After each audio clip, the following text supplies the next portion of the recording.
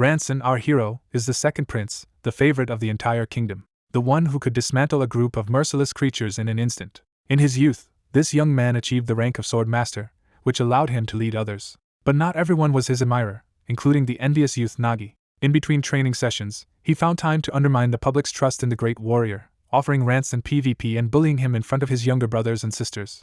The second prince was manipulative, and played the game to preserve his honor and dignity in front of fools, but inside, he was deeply triggered, as flashbacks from the past ate him up, and the cause of his suffering was the fall of the kingdom. One day, a bloody war wiped him off the face of the earth. Our protagonist celebrated this day on his 13th birthday. The queen ordered the knight commander not to defend the kingdom from enemy attacks, but to flee, saving the children.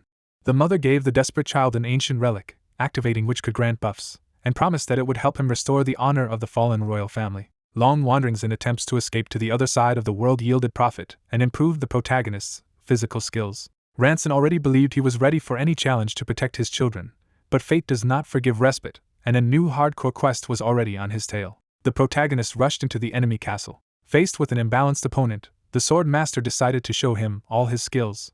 The result of the melee was the Count's death. Another moment and Ranson could have died, but the captain managed to pull him out, albeit having lost all his strength. Together they moved to ruins far from the epic battles. The second prince no longer trained his skills, but performed the tedious tasks of an ordinary person. Then suddenly, the savior decided to distract him. Ilix greets him casually from the ladder, surprised but pleased to see him.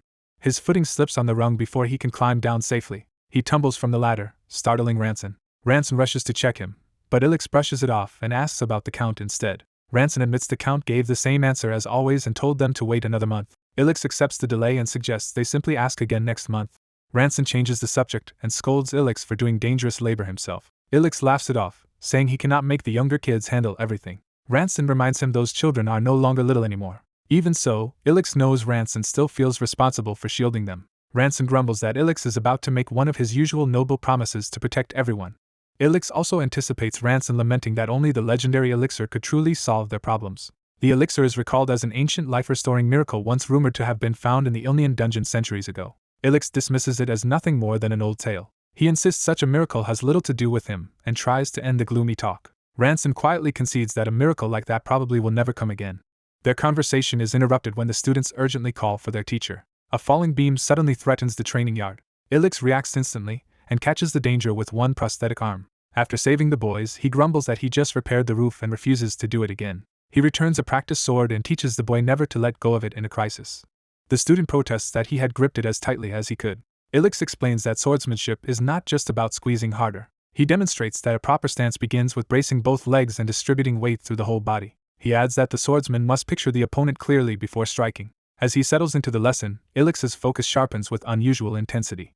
That concentration pulls him back into the memory of the night Ranson saved him. In the flashback, a monstrous red-clad attacker descends on him with murderous force. The enemy's blood-red slash crashes down as Ilix struggles to hold it back. The impact drives him to the brink of collapse. Ilix realizes how close death truly is.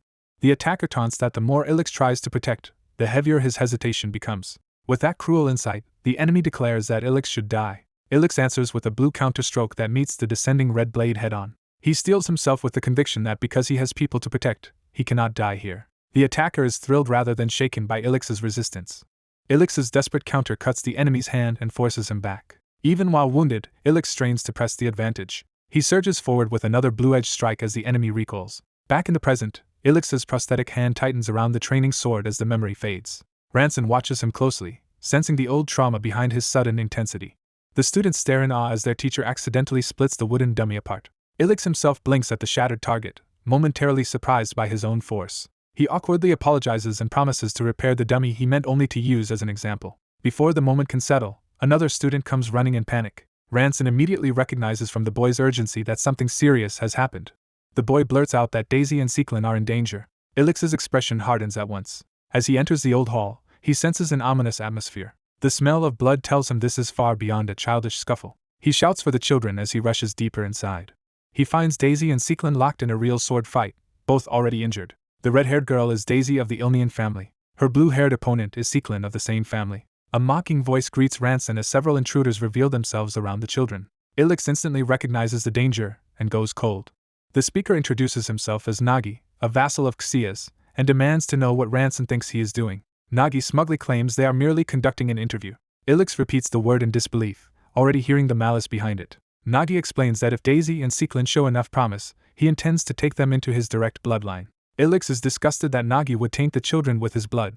Nagi mocks him as a brother who should know that even the lowest bloodline outranks a crippled failure. The insult lands on Ilix with the full weight of his ruined body and past. He asks whether Count Xias knows this is happening. Nagi laughs that a man like the Count would never bother himself with such details. He presses further, asking why Ilix came alone into territory controlled by their family. Ilix answers that he came despite knowing the risk because he heard the rumor that the great Swordmaster Ranson had lost his limbs. Nagi reveals that those rumors were spread because of some brats. That implication makes Ilix freeze. Nagi cruelly wonders whether Ranson can still protect the children in his current state. Ilix warns him to leave the kids alone and depart quietly or be killed. Nagi scoffs at the threat and questions whether Ilix even has the strength to back it up. Ilix answers with action, lunging first before Nagi can finish mocking him. Nagi's men intercept, surrounding Ilix with converging blades. Ilix judges from their coordination that these guards are at least low-level experts. He decides they are still beneath him, and reminds himself not to let anyone underestimate a Swordmaster.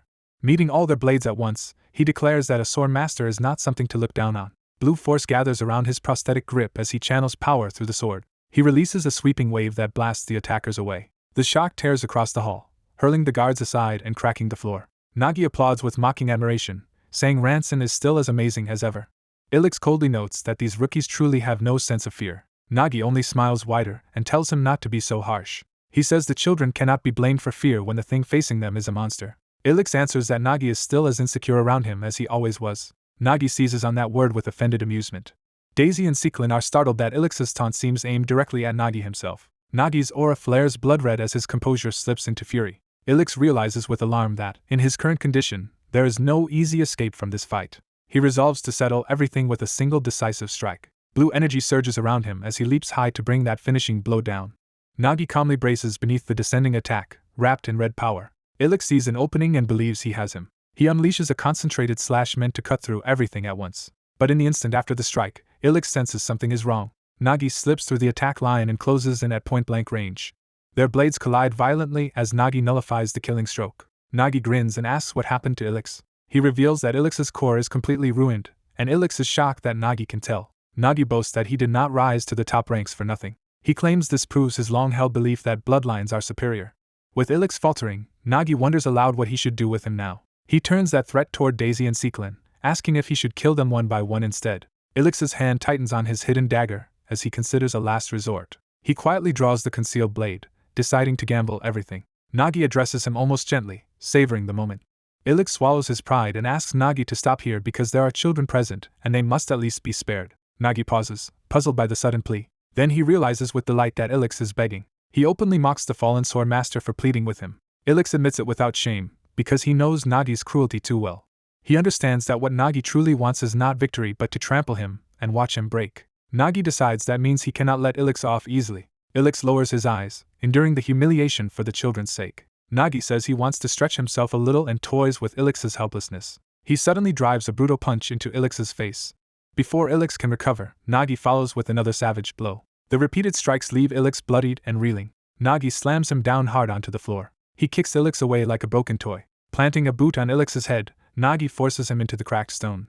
Pinned beneath that boot, Ilix apologizes in anguish. Nagi notices the apology and studies him with cold curiosity. A cruel smile returns as he realizes Ilix is apologizing to the children, not to him. He mocks Ilix for going soft. At last Nagi calls an end to the torment for the day and promises they will continue tomorrow, leaving the children with that threat.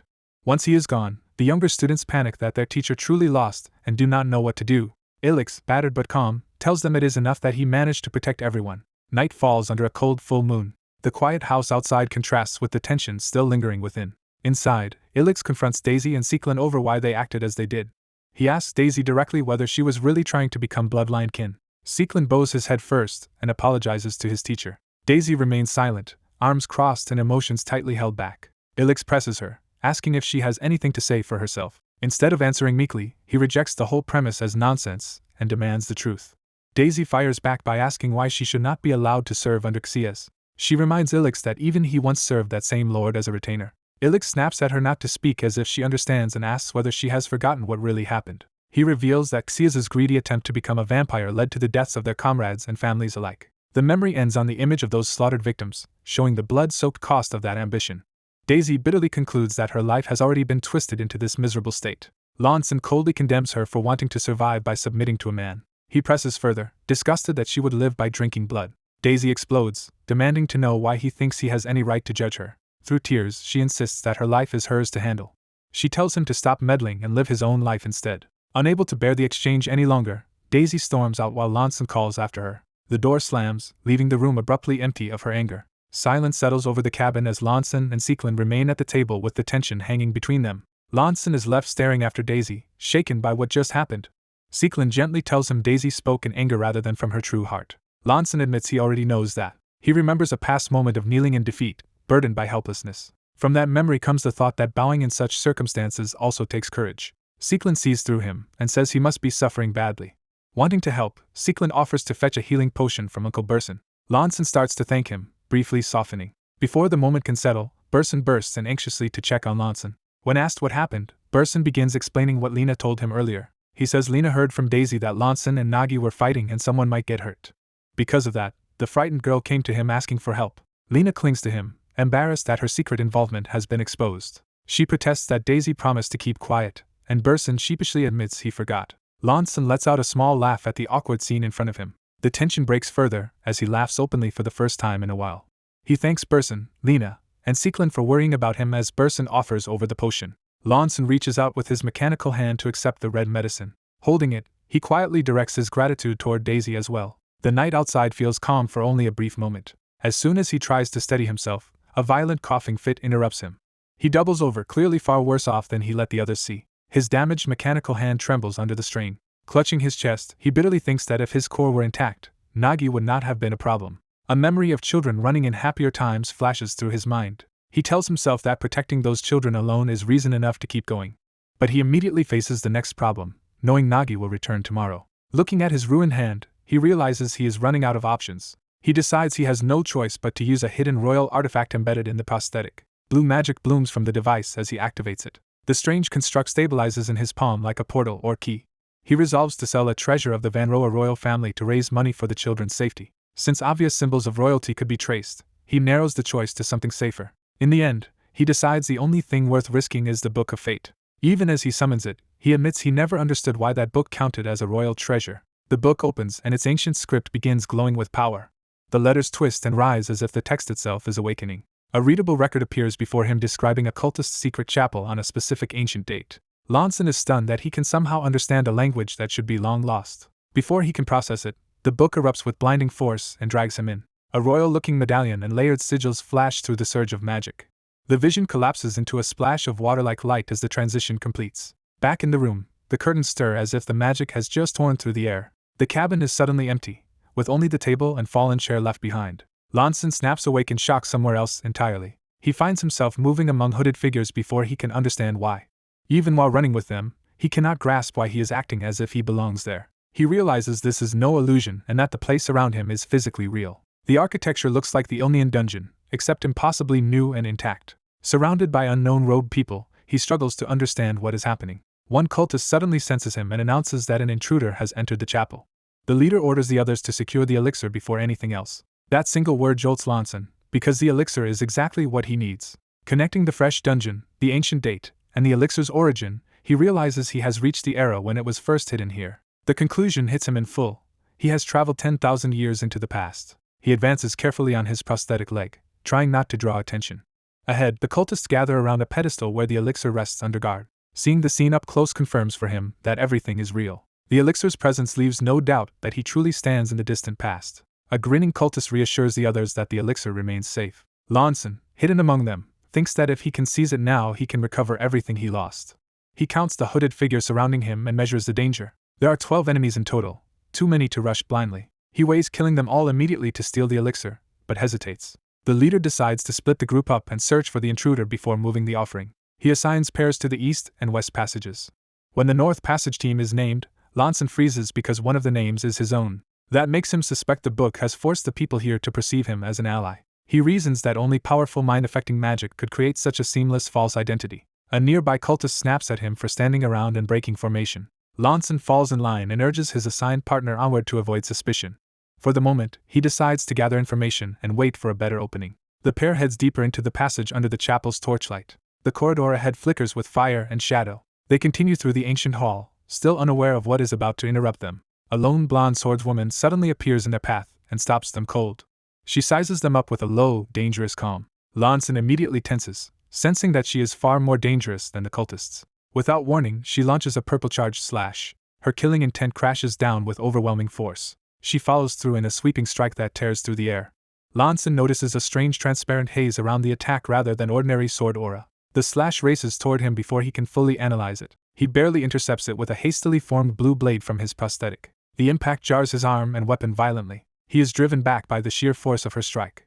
Even while retreating, he judges his conjured sword fragile but still usable. The two square off, blue and purple energies clashing in the dark hall. Looking at his weapon, he notices something wrong with its edge. The blade has been damaged just from meeting her power, confirming how abnormal it is. He steadies himself and suppresses his alarm. The swordswoman also senses the oddity, deciding this is not normal sword aura. Her reaction confirms for Lanson that the strangeness is real and not just his misunderstanding. He considers testing the phenomenon again to learn more. Before he can act, something off to the side catches his eye. He sees frightened children huddled nearby, bruised and terrified.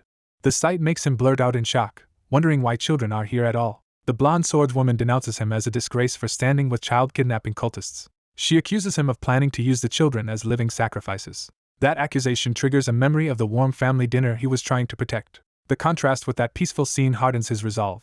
Elsewhere in the chapel, the cultists hear the disturbance and rush toward the fight. They suspect the intruder has already taken down one of their own. As they call for everyone to join forces, Lanson acts first. He unleashes a sweeping blue strike that cuts through the approaching cultists in one motion. The swordswoman and the children stare in disbelief at the sudden reversal. Lanson turns to her and proposes that they stand on the same side. She is visibly stunned by the offer. More enemies close in from the corridor, forcing the moment to end. Additional cultists charge toward them at full speed. They spot Lanson and identify him as the target in the chaos. Others shout that he must have been ambushed and call for aid. The blonde swordswoman intercepts one attacker, holding the line. Watching her, Lanson realizes she is a natural ally against the cult. He cuts down another cultist with a clean, decisive slash. A dying cultist recognizes him and begins to speak in disbelief. With his last breath, the man accuses Lanson of betraying him. Blood sprays as the accusation hangs in the air. Lanson and the swordswoman both pause, startled by the implication. Lanson immediately twists the situation, telling her that thanks to her performance, killing the man was easy. She can only stare, confused by his sudden claim. He smoothly reframes the scene as self-defense, saying the man attacked him recklessly, and he merely fought back. Then he tells her to keep helping him exactly as she is now. A larger cultist approaches while privately noting he still cannot read Lanson at all. Standing among the bodies, that man directly asks whether Ranson's death was truly a betrayal. He praises the power of a spirit born from a bitter death by betrayal. Lanson listens in silence as the man explains that the chaotic nature of betrayal strengthens it further. The cultist adds that offering the soul of a noble knight would please their lord even more, revealing the children's fate and the swordswoman's value. Realizing she is outmatched and alone, the blonde swordswoman curses herself for not calling for backup. A new understanding dawns on her as she reassesses Lanson. Behind her, the rescued children watch with fear and fragile hope. She finally states her level plainly, admitting she is only an intermediate expert. Knowing she cannot defeat the leader alone, she proposes that she attack first while Lanson waits for an opening. She lunges in with a fierce opening strike to create that chance. The leader meets her attack head-on and blasts her backward with superior force. She is shocked that he can overpower her so easily. His counterattack slams down with crushing violence. Dust and debris explode from the impact as the hall shakes. Refusing to yield, she surges back into motion with renewed ferocity. But the leader catches her blade with a mocking smile, effortlessly stopping her charge. Grinning wildly, he raises his weapon for the next devastating blow.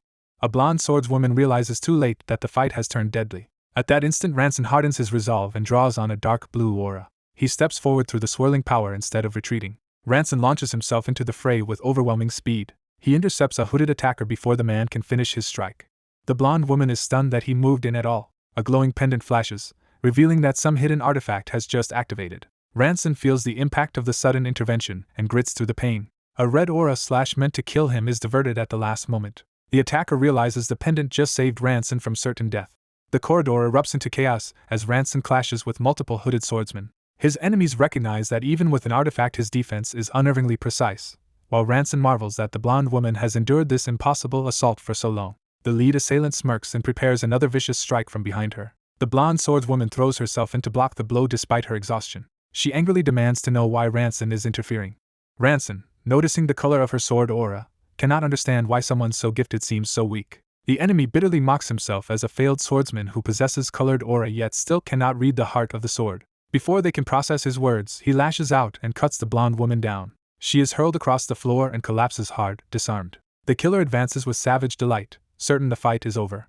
He bids Ranson farewell and repeats the insult that he is only half-baked. That taunt ignites Ranson's fury because he remembers everything he suffered under Count Xia's to become a strategic weapon. Bleeding but defiant, he decides to prove that even his supposedly incomplete power can kill. He unleashes a technique called Aura Thread, condensing his aura into a piercing line. The blue thread tears through the attackers before they can react.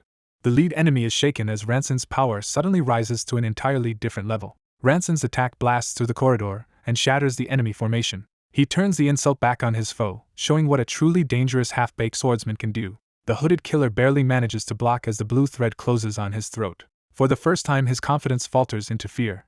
Ranson drives the attack through with brutal force. The enemy's sword breaks under the pressure. Ranson drops to one knee afterward and coughs up blood, his body pushed past its limit. The blonde woman watches in disbelief from the floor. Even the dying enemy can only stare at Ranson and wonder what he really is. Ignoring the danger around him, Ranson crawls to the corpse and desperately searches for something. He finds a small wooden box hidden on the dead man. Inside is the vial he had been praying still existed, and relief breaks across his face. He opens it, convinced that drinking the elixir is his only chance. The blonde woman, now kneeling nearby, demands to know what he is doing.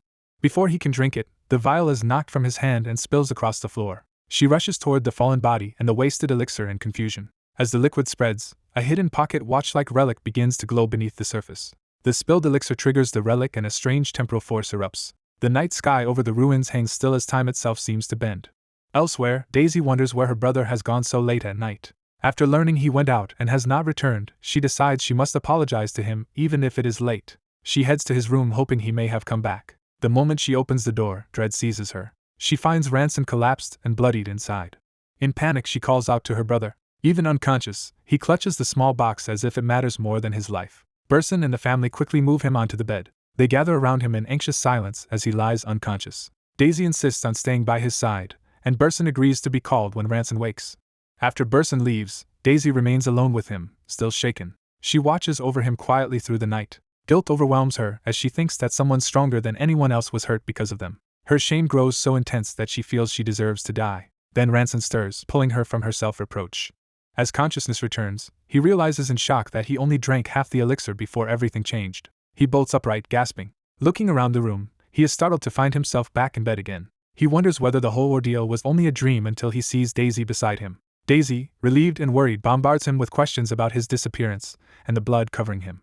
Ranson can only stare at her in silence, overwhelmed by what he remembers. He fixates on the fact that she called him brother, something he never expected to hear. Flustered, Daisy denies saying anything unusual, while he notices she has clearly been crying for him. He teases that she must have been very worried, and she snaps back that of course she was. Ranson thanks Daisy sincerely and pats her head, reviving a warmth he has not felt in years.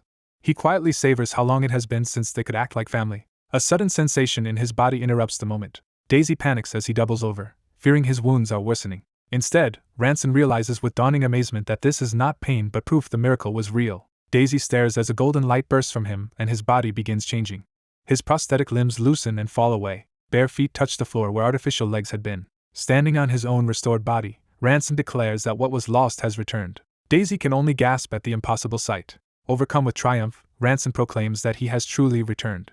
Daisy rushes to him, still calling him brother, as she reaches for him. She marvels that his real arms and legs are back, half laughing and half crying as she checks them herself. Ranson blinks, touched by her reaction. The rest of the household crowds in, stunned by the miracle before them. Burson, in tears, asks how such a thing could possibly have happened.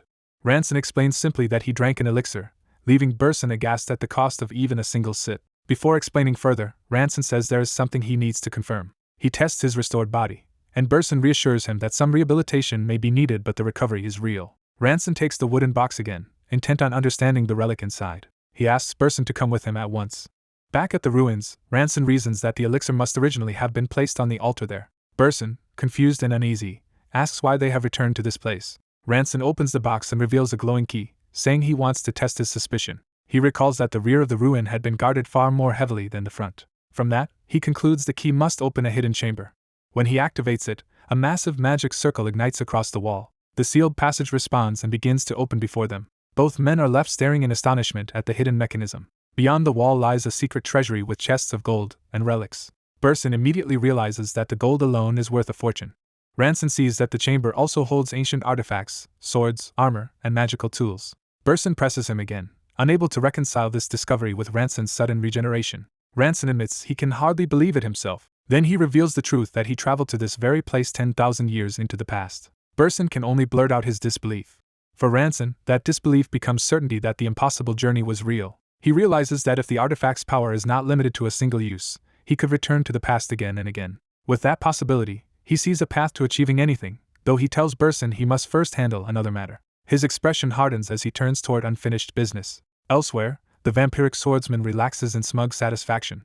Surrounded by corpses, he revels in being alive and wonders what amusement the day will bring. He casually prepares to go torment the cripple he once discarded. Calling for Ranson, he heads out with attendants in tow to see that waste again. The door opens to an unexpected visitor. He steps outside and finds Ranson standing there whole and waiting.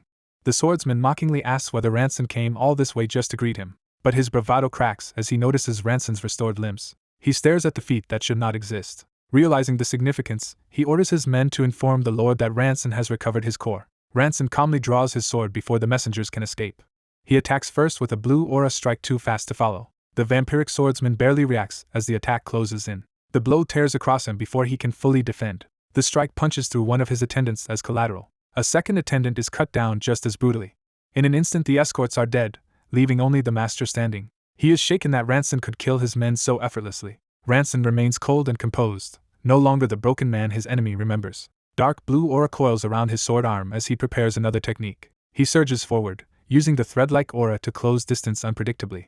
The vampiric swordsman hurriedly draws his own blade to meet him. Their red and blue auras collide in a violent exchange. The enemy notices Ranson is still using aura thread instead of a full aura blade and senses a weakness. Grinning again, he guesses Ranson's core has not completely recovered yet. Ranson answers by setting his stance and gripping his sword more firmly.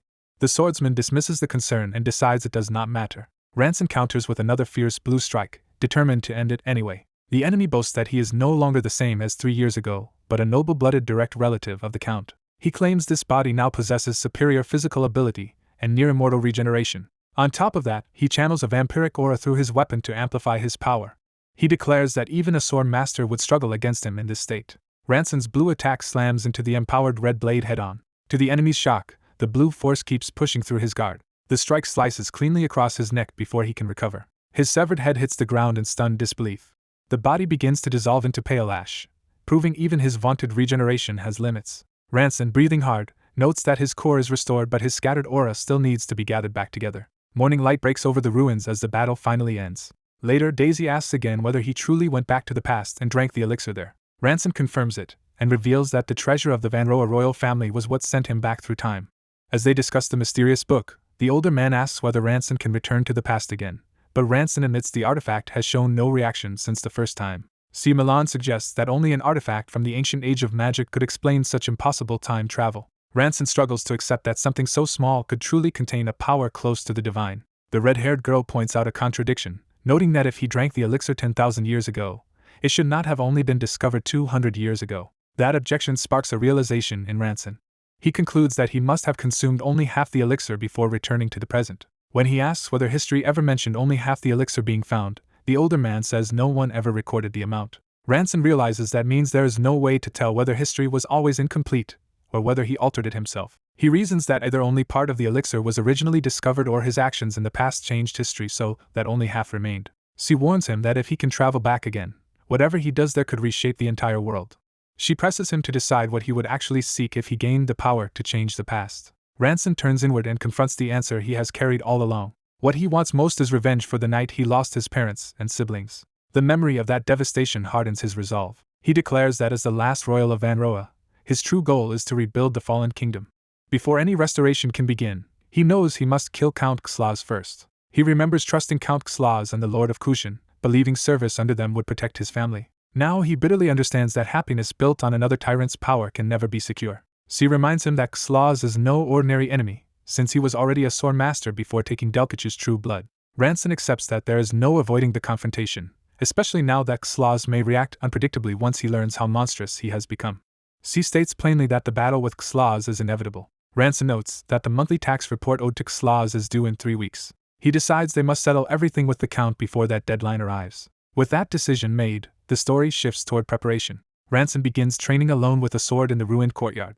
He steadies his stance and tries to reproduce the swordsmanship he witnessed in the distant past. He recalls the cult leader's technique from 10,000 years ago, a style that cut through enemies with relentless precision. What impressed him most was its unwavering firmness and persistence. He also remembers the sharp energy that accompanied every strike. A past enemy's scorn echoes in his mind, mocking colored aura blades as meaningless without true understanding. The insult clarifies his weakness, that he has been imitating power without grasping the sword itself. As he concentrates, he feels less like he is wielding the blade and more like he is communicating with it. The sensation deepens until he feels as though he has become the sword itself. A sudden flash of insight breaks through his concentration. Having experienced it directly, he finally understands what the ancient swordsman meant.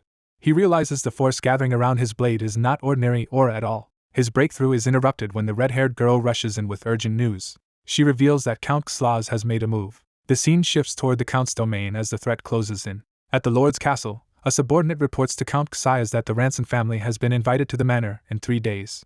Xayas smiles and says he has waited a long time for this moment. He reveals his true intent, planning to use the nobles of Vanroa as sacrifices. Back with the group, Ranson realizes the timing is suspicious, since the invitation came just before the tax reports were due. The older man wonders if Xayas somehow discovered that Ranson recovered and that Nagi was killed, but Ranson dismisses that as unlikely. She cuts to the real issue, saying the sudden invitation has ruined their assassination plan.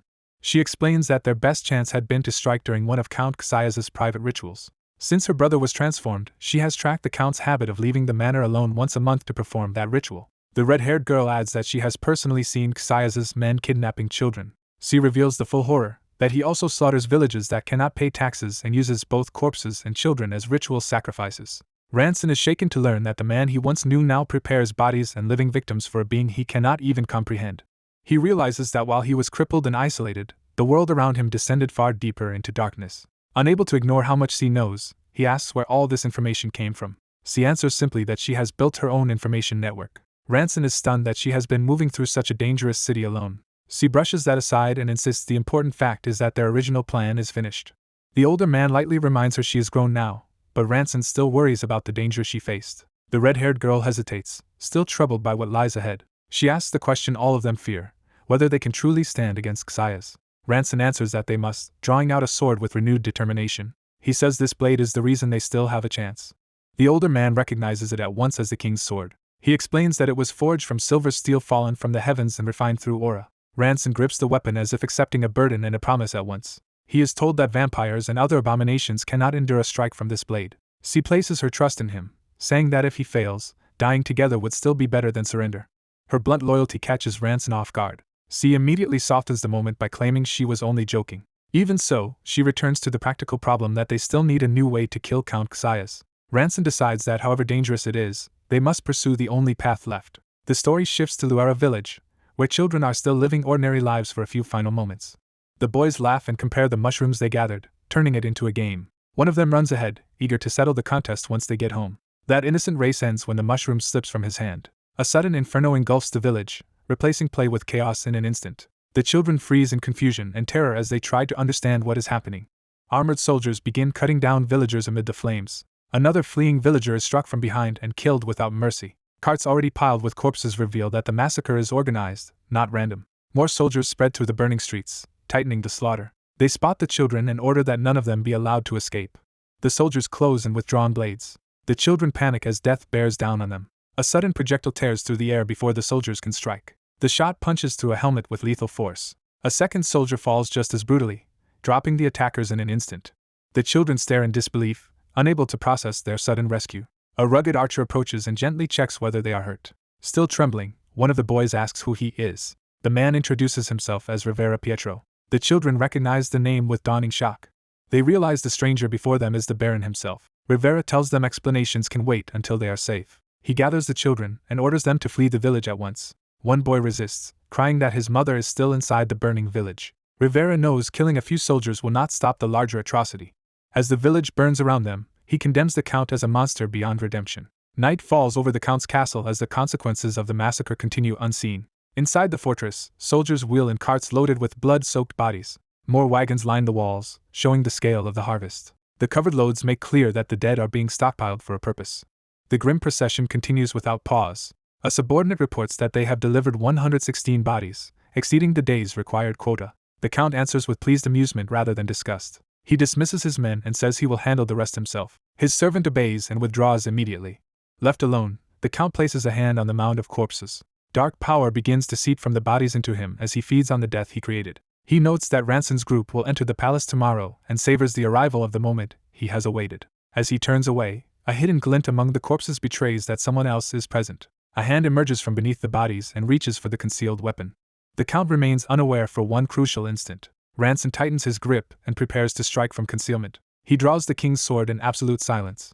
Blue force erupts around him as he launches his ambush. The Count senses the attack only at the last possible moment. Earlier, C had laid out the plan after learning the corpses from Luera village would be loaded onto wagons that day. She instructed Ranson to hide among the bodies so the enemy would unknowingly deliver him straight to Xayah's. Ranson accepted the grisly infiltration and prepared himself to remain perfectly concealed. C's final instruction was to suppress his mana completely and strike only when the Count relaxed. The ambush lands, but Xayah's twists away and recognizes his attacker as Ranson. Ranson immediately realizes that even with surprise on his side, defeating Xayah's will not be simple. As they exchange blows, Xayah's notices Ranson's healed body and mockingly guesses he found an elixir. Ranson abandons any hope that strategy alone will decide this and accepts that the fight must be settled head-on. Xayah's welcomes the duel with predatory delight and calls Ranson by name. He unleashes his blood-red power and declares that he wants to savor Ranson's despair. Ranson forces himself to focus instead of reacting to the provocation. As blue energy gathers around the king's sword, he feels the blades will more clearly than ever before. Remembering the ancient lesson, he resolves to read the heart of the sword. He plants his footing and commits fully to the next exchange. Blue and red forces collide violently as the two rush each other. Xayah slips past the first clash and swings with overwhelming speed. He hurls a massive crimson slash across the battlefield to crush Ranson outright. Ranson leaps over the attack instead of meeting it head-on. The red strike smashes into the ground with explosive force. Ranson lands with the sword still wrapped in blue power, keeping pressure on the Count. Xayah counters by diving in with another brutal overhead strike. Ranson blocks cleanly, his control sharper and calmer than before. For the first time, Xayah's confidence wavers into surprise. Ranson's blue force surges outward and knocks the Count back. He follows with a sweeping counterattack that finally draws blood. The Count endures the blow by hardening himself with red aura around his neck and body. Ranson sees that his strike nearly succeeded and closes the distance again. Xayah admits that if his aura had been any weaker, Ranson would have severed his neck. Rather than fear, that near miss only excites him as proof of Enro's royal strength. He reveals that he already suspects Ranson's true identity as the missing second prince of Manhwa whose body was never found. To Xayah, that revelation makes Ranson an even more valuable sacrifice. He says that offering such a precious soul should finally grant his long-desired wish. Ranson answers not with words but by driving forward with another decisive strike. His blue blade crashes into Xayah with enough force to blast the Count backward. Even as he is driven back, Xayah sneers that it is useless and implies Ranson still cannot finish him no matter how many times he tries. The white-haired Count smugly declares that no ordinary aura blade can pierce his defense. Ranson answers that taunt by sharpening his focus until blue flame gathers in his eye. Their opposing auras erupt as Ranson closes in and forces the Count to meet him head-on. The clash detonates through the ruins with enough force to shake the city. Elsewhere under the moon, a tavern balcony remains calm for a moment despite the distant destruction. Rivera sits with fellow rebels as the battle's tremors and light begin reaching their position. One of the men asks why their boss summoned everyone together tonight. He guesses Rivera must be preparing for some major upheaval. Rivera denies starting trouble and says he only received word that something unusual was about to happen. The others press him to explain what kind of information he got. Before Rivera can answer, the distant aura surge makes him freeze in alarm. The whole group jolts up as the shockwave confirms something extraordinary is happening nearby. Seeing blue and red aura blades colliding, they realize Count Celsius is fighting someone. The rebels connect the event to Rivera's warning and wonder who could dare challenge the Count. Rivera studies the battlefield through a spyglass, stunned by the sheer audacity of the attacker. He orders the scope passed over so they can identify the fighter. Rivera peers through the lens with growing tension. The sight leaves him shaken as he recognizes the swordsman facing the Count. He whispers the impossible name Ranson. Rivera blurts out that if it really is Ranson, then his ruined body must have somehow recovered. He recalls a woman once telling him this would be a final chance that would never come again. Her challenge had been whether he would seize that chance or regret letting it pass forever. Rivera now doubts the rebels can truly kill the Count even if they call themselves revolutionaries. He remembers that against such monsters they had only ever been able to save a few children, not win a war. One of his men angrily asks whether they are really going to do nothing but watch. After wrestling with his fear, Rivera decides they should intervene after all. He quietly apologizes, likely for his hesitation and for what he is about to ask of them. Back at the battlefield, Ranson drives upward with another blue strike against the Count. He pivots through the motion, refusing to let the pressure drop. Determined to break through, Ranson commits himself to trying one more time. The Count snarls as Ranson's blade finally bites into the protection around his neck. Ranson pushes harder, repeating to himself that he only needs one more opening. The Count braces and resists with savage force, refusing to yield. Ranson demands one more exchange as if sheer will can force the impossible. For the first time, the Count's confidence cracks when he feels the defense at his throat give way. A thin line of blood appears at the Count's neck, proving Ranson has truly reached him. The Count touches the wound in disbelief, stunned that he has been cut there at all. Enraged and humiliated, he curses Ranson and lets his murderous aura flare wildly. Ranson, exhausted but exhilarated, realizes he has finally found a way to hurt him. The ruined castle looms over the battlefield as the fight escalates into something historic. Instead of panicking, the Count praises Ranson's swordsmanship with chilling amusement. Ranson gives no answer and only watches him in wary silence. The Count admits the blade might pierce him someday, but only if Ranson can keep reaching him through everything else. He reveals the real obstacle by summoning a crowd of vampire thralls between them. Those vampires rush Ranson at once, turning the duel into a war of attrition. Ranson steadies himself and raises his blue aura blade to face the swarm. He cuts through the first wave in a sweeping strike that sends bodies flying. Even while fighting, he curses the Count for forcing him to waste strength on endless underlings instead of a direct duel. More vampires keep pouring in, and Ranson realizes there is no end to them. He stays calm outwardly, but the strain is beginning to show. Ranson understands that if this continues, he will collapse before he can kill Xias. One of the vampires lunges with a blood-infused weapon to finish him off. Ranson narrowly avoids the strike, but the pressure around him keeps tightening. He decides he has to end the lesser vampires quickly before the Count can exploit his fatigue. Another attacker raises a killing blow over Ranson's back. Ranson senses the danger a heartbeat too late. A golden arrow suddenly tears into the battlefield from afar. The shot pierces the attacking vampire's head and saves Ranson at the last instant. Ranson turns toward the source as the corpse crashes down behind him. The surviving vampires are shocked that someone fired a silver arrow infused with aura. Ranson immediately understands that unexpected allies have arrived. Rivera Pietro appears with bow in hand, announcing himself through the astonishment of friend and foe alike. Salzren arrives next, cheerfully calling out that they came too. Ranson can hardly believe Salzren is really there. Seiya steps onto the field as another familiar ally. Daisy follows, armed and ready to fight. Even Sequin joins them, completing the group Ranson never expected to see here. The rebels charge the maddened vampires, thrilled that all the enemies they wanted dead are gathered in one place. Rivera supports the assault with more glowing arrows from range. Seiya reaches forward to cast or direct support into the melee.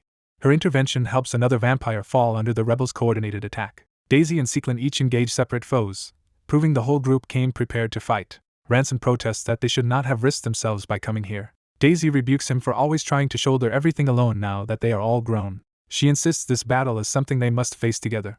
Salzren backs her up while cutting into the enemy line. He tells Ranson to stop worrying about them and focus entirely on the Count. That trust catches Ranson off guard. He accepts that this is no longer the time to treat his friends like helpless children. With renewed resolve, he tightens his grip on his sword. His expression hardens as he commits to the role they are asking him to play. Across from him, the Count stands cloaked in red aura and prepares to crush him personally. Seiya plants herself firmly, ready to hold the line behind Ranson. Ranson raises his blade into a deliberate stance, choosing his true target. He decides to leave the lesser vampires to his allies and deal with the one enemy only he can handle. The Count grins viciously, delighted by the chance to tear Ranson apart himself. He mutates one arm into a monstrous claw and promises to start by ripping Ranson's arm off. That transformed limb lashes forward like a giant predatory strike. Ranson meets the incoming claw with his blade instead of retreating. At the same time, he reaches to the necklace hidden under his shirt. A golden protective magic circle erupts and intercepts the Count's attack. The Count is startled by the sudden barrier. The impact explodes outward in a burst of golden light. When the dust clears, the Count stares in confusion at what just happened. He sees that his transformed arm has been blown away to a blackened stump.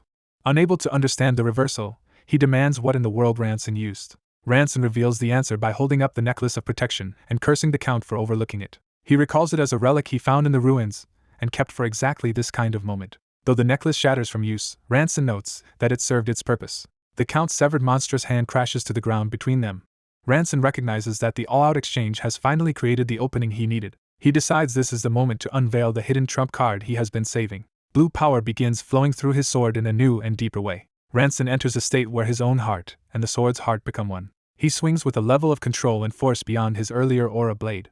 The strike blossoms into a towering blue vortex that dominates the battlefield. Furious and wounded, the Count swears vengeance on Xias even as the storm closes in. He hurls a desperate red counterattack and vows that Lanson will die here instead. The blue vortex tears through the red power and overwhelms it. The storm keeps grinding forward, shredding the Count's defense under relentless pressure. For the first time, the Count looks genuinely afraid. The sustained assault finally splits open the aura that had been protecting his neck. Ranson instantly drives his finishing strike through that narrow gap. A massive blue blade of force surges straight through the Count. The Count realizes too late that the attack has already reached his core. The soul-infused strike detonates through his chest in a blinding burst. Ranson follows through, steady and merciless, with the killing blow complete. The ruined city absorbs the aftermath as the storm of power begins to fade. Under the moon, Ranson faces the collapsing Count in silence. The Count's severed head tumbles to the ground, ending him at last. Even in death, the Count fixates on the strange power that killed him. He identifies it with disbelief as a soul blade. Ranson admits he merely tried combining ancient sword ki with an aura blade. The Count recognizes that result as the mark of a grandmaster, and is shaken by what Ranson has become. The battlefield falls quiet enough for the scale of the victory to sink in. Nearby, one of the surviving vampires convulses and coughs up black blood as the master's death affects the thralls. Ranson's companions notice the vampires suddenly faltering all around them. The rebels are baffled by the abrupt change in the enemy's behavior. Rivera realizes what it means and can barely believe it. He turns toward Ranson with awe as the truth settles over the field. Watching the vampires collapse, Rivera concludes that Ranson really did kill Crucius. He addresses Ranson directly, still stunned by the feat. Rivera approaches and confirms that the impossible victory is real. He explains that records say vampires who lose their master go mad for a day or two. When Ranson asks if they recover afterward, Rivera says yes, which means they must eliminate the stragglers now. Rivera asks for leave to finish every remaining bloodsucker before nightfall. Ranson rejects the idea of permission and says the rebels should be asking for his help instead. Rivera thanks Ranson for avenging their fallen comrades and bows his head in sincere gratitude. Ranson answers with a small, gentle smile. He offers partnership rather than command, saying he is counting on Rivera and wants them to make the city worth living in together. Rivera is taken aback by that unexpected answer. He decides to reveal something important immediately instead of waiting for a better time. Rivera presents the crest of House Pietro and explains that his family once stood among Gloryland's nobles 300 years ago. He asks Ranson to accept the crest. Ranson looks down at the offered emblem in surprise. Rivera kneels and swears that from this moment on he will serve Ranson as his lord. The devastated city stands around them as a new order begins to take shape in the ruins. Saya dryly notes that she expected Rivera might even hand over his family crest. As they walk away together, Ranson asks how well she knows Rivera, and she admits her intelligence came from helping him from time to time. Ranson is left staring at her, realizing there is still more about his allies than he understood.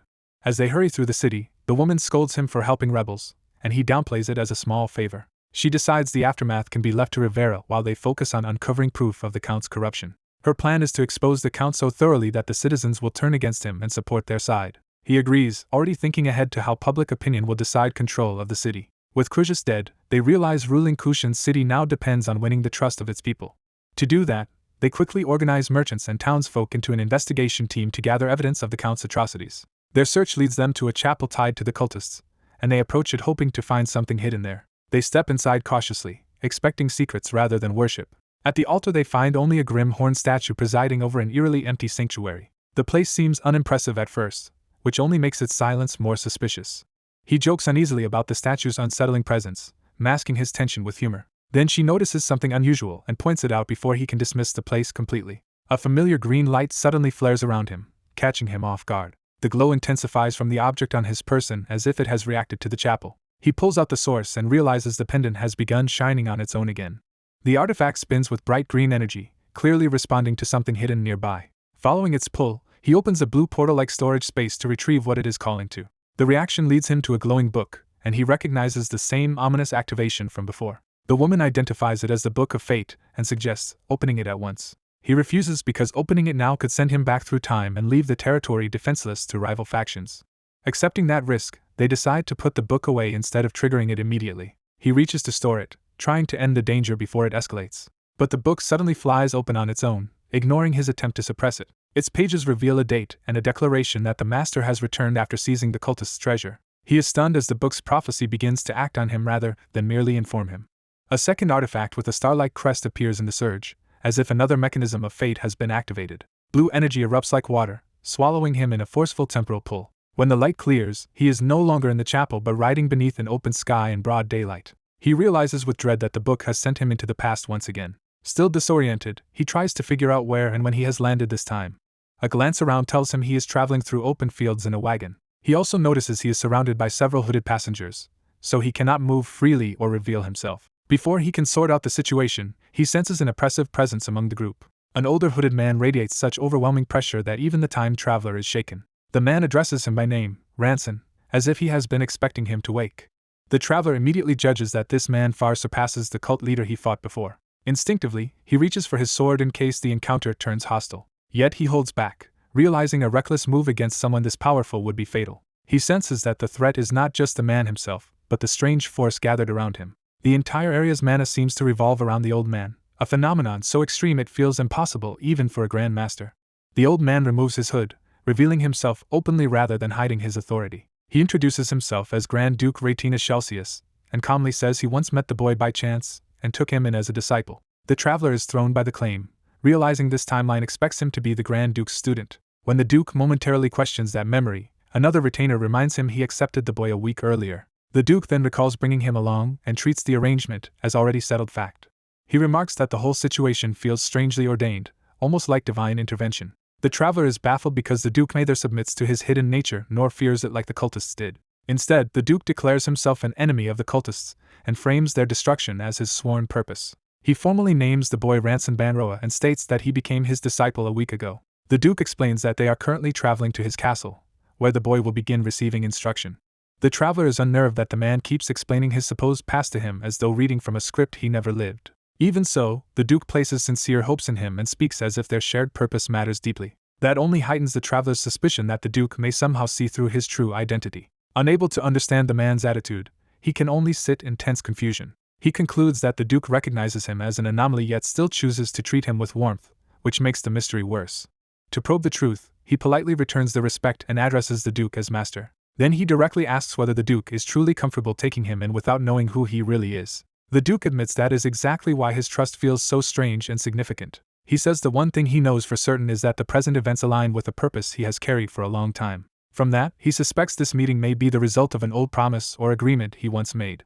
Pressed for clarity, he can only say it is intuition rather than knowledge. The traveler is left incredulous by such a vague answer from such a formidable man. Then the Duke places a reassuring hand on his shoulder, grounding him despite the uncertainty. The traveler looks up at the vast sky, overwhelmed by how absurdly fate keeps rearranging his life. Their wagon finally passes through the gates of the Duke's domain. The horses slow as they arrive, ending the journey and forcing the traveler to face this new role. He enters the city called Glowing Steel, a grand stronghold built around martial prestige. As he rides in among its people, he accepts that he has been carried all the way into the Grand Duke's world. The Duke introduces Glowing Steel as the city of knights and his home. Though he holds the title of Grand Duke, he says he leaves governance to trusted retainers and devotes himself to training the next generation. During the trip, he quietly teaches the traveler the manners and common sense needed to survive in this older era. Those lessons let the traveler gradually adapt to the customs of the place. Since he has no idea how to return to his own time, he resolves to endure and live within the present. He also recognizes that this world's technology and swordsmanship surpass his own, so he must seize every chance to learn. The Duke tells him another disciple is waiting at the castle. He describes her as diligent and fiercely just, preparing the traveler for a difficult first meeting. The castle itself looms over the city, confirming the scale of the power he has entered. There he unexpectedly comes face to face with a blonde swordswoman who is just as startled by him. Their mutual surprise reveals they have met before under very different circumstances. The Duke notices the tension and asks whether the two already know each other. She confirms that this is the same man who once helped her at the cultist's chapel about a year earlier. The Duke remembers her report that he used an unusual form of sword ki. Pleased by the connection, he appoints her as the traveler's senior and orders her to guide her new junior. He explains that although he accepted the boy as a disciple, he has been too busy to teach him personally. So he assigns the task to her, leaving her visibly burdened by the sudden responsibility.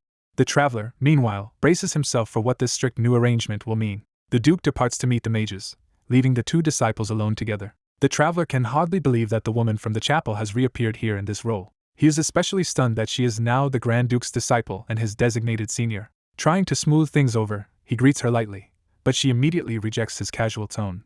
She grabs him before he can get too familiar and reasserts control of the interaction. With stern authority, she demands that he show proper respect to his senior. He inwardly complains that she is already abusing her rank. She counters that from now on they represent their master alone, so his past no longer matters and discipline does. When she asks whether that is understood, he reluctantly admits she is right. She lays down the rule that every action must be carefully controlled so they never disgrace their master. Her standards begin with appearance and conduct, and he immediately finds her unbearably rigid. She starts inspecting him like a drill instructor, first criticizing his unpolished boots. Then she points out the dirt and disorder in his clothing. She goes on to condemn his unkempt hair as further proof of his sloppiness. In her eyes, he looks more like a bandit than a disciple of the Grand Duke. Catching him staring, she demands to know why he keeps looking at her hair. He dryly points out that her own hair is hardly in a position to judge anyone else's. Embarrassed, she instinctively reaches up to check the mess he noticed. Realizing he is right, she flushes with irritation at being caught off guard. He privately concludes that she is putting on an act of perfect composure for her new junior despite her obvious quirks. Rather than press the point, he lets the moment pass with a small, amused smile. She then formally introduces herself as Aiden Serum. She adds that she also serves in the Grand Duke's Knight Order, the Horizon Knights. Aiden frankly admits that he may be stronger than she is in raw power. But she also says their master believes he still cannot properly wield sword ki. To address that weakness, she insists that real swordsmanship must be learned through crossing blades. She orders him to draw his weapon, deciding to teach him through direct combat. He realizes this sudden trip to the training grounds was her plan all along. She insists the spar is not revenge for earlier embarrassment, even as her tone suggests otherwise. He accepts the challenge, deciding that words are useless now and only the sword matters. As they square off, she explains that people cannot control mana directly and must instead work through the will of the sword's soul. That soul, she says, has only one purpose. Its single will is to cut, and she demonstrates the principle with a fierce strike. He reads the attack in her eyes and prepares to answer it rather than retreat. He bursts forward and meets her head-on, turning the lesson into a real clash. Their blades collide in a rapid exchange, proving he can keep up physically. While pressing him, she explains that mana merely gathers in response to the sword's will. He tightens his grip, trying to understand the concept through the feel of the weapon itself. The idea is completely new to him, yet he senses that it may be the missing key to this world's swordsmanship. Their swords separate, giving him a brief moment to process what he has just learned. Aiden acknowledges that a body able to command mana directly is certainly advantageous, but she warns that technique remains the true foundation, with mana only supporting what skill has built. Without that base, she says, any power will collapse like a house without a foundation. She then tells him to try again, this time drawing out sword ki consciously. He closes his eyes and concentrates, trying to listen to the blade rather than force it. His hand tightens around the hilt as he searches for the sword's inner response. At last he feels something click and believes he has found the right approach. Aiden studies him closely, intrigued by the change in his stance and expression. A faint smile crosses her face as she senses genuine potential emerging.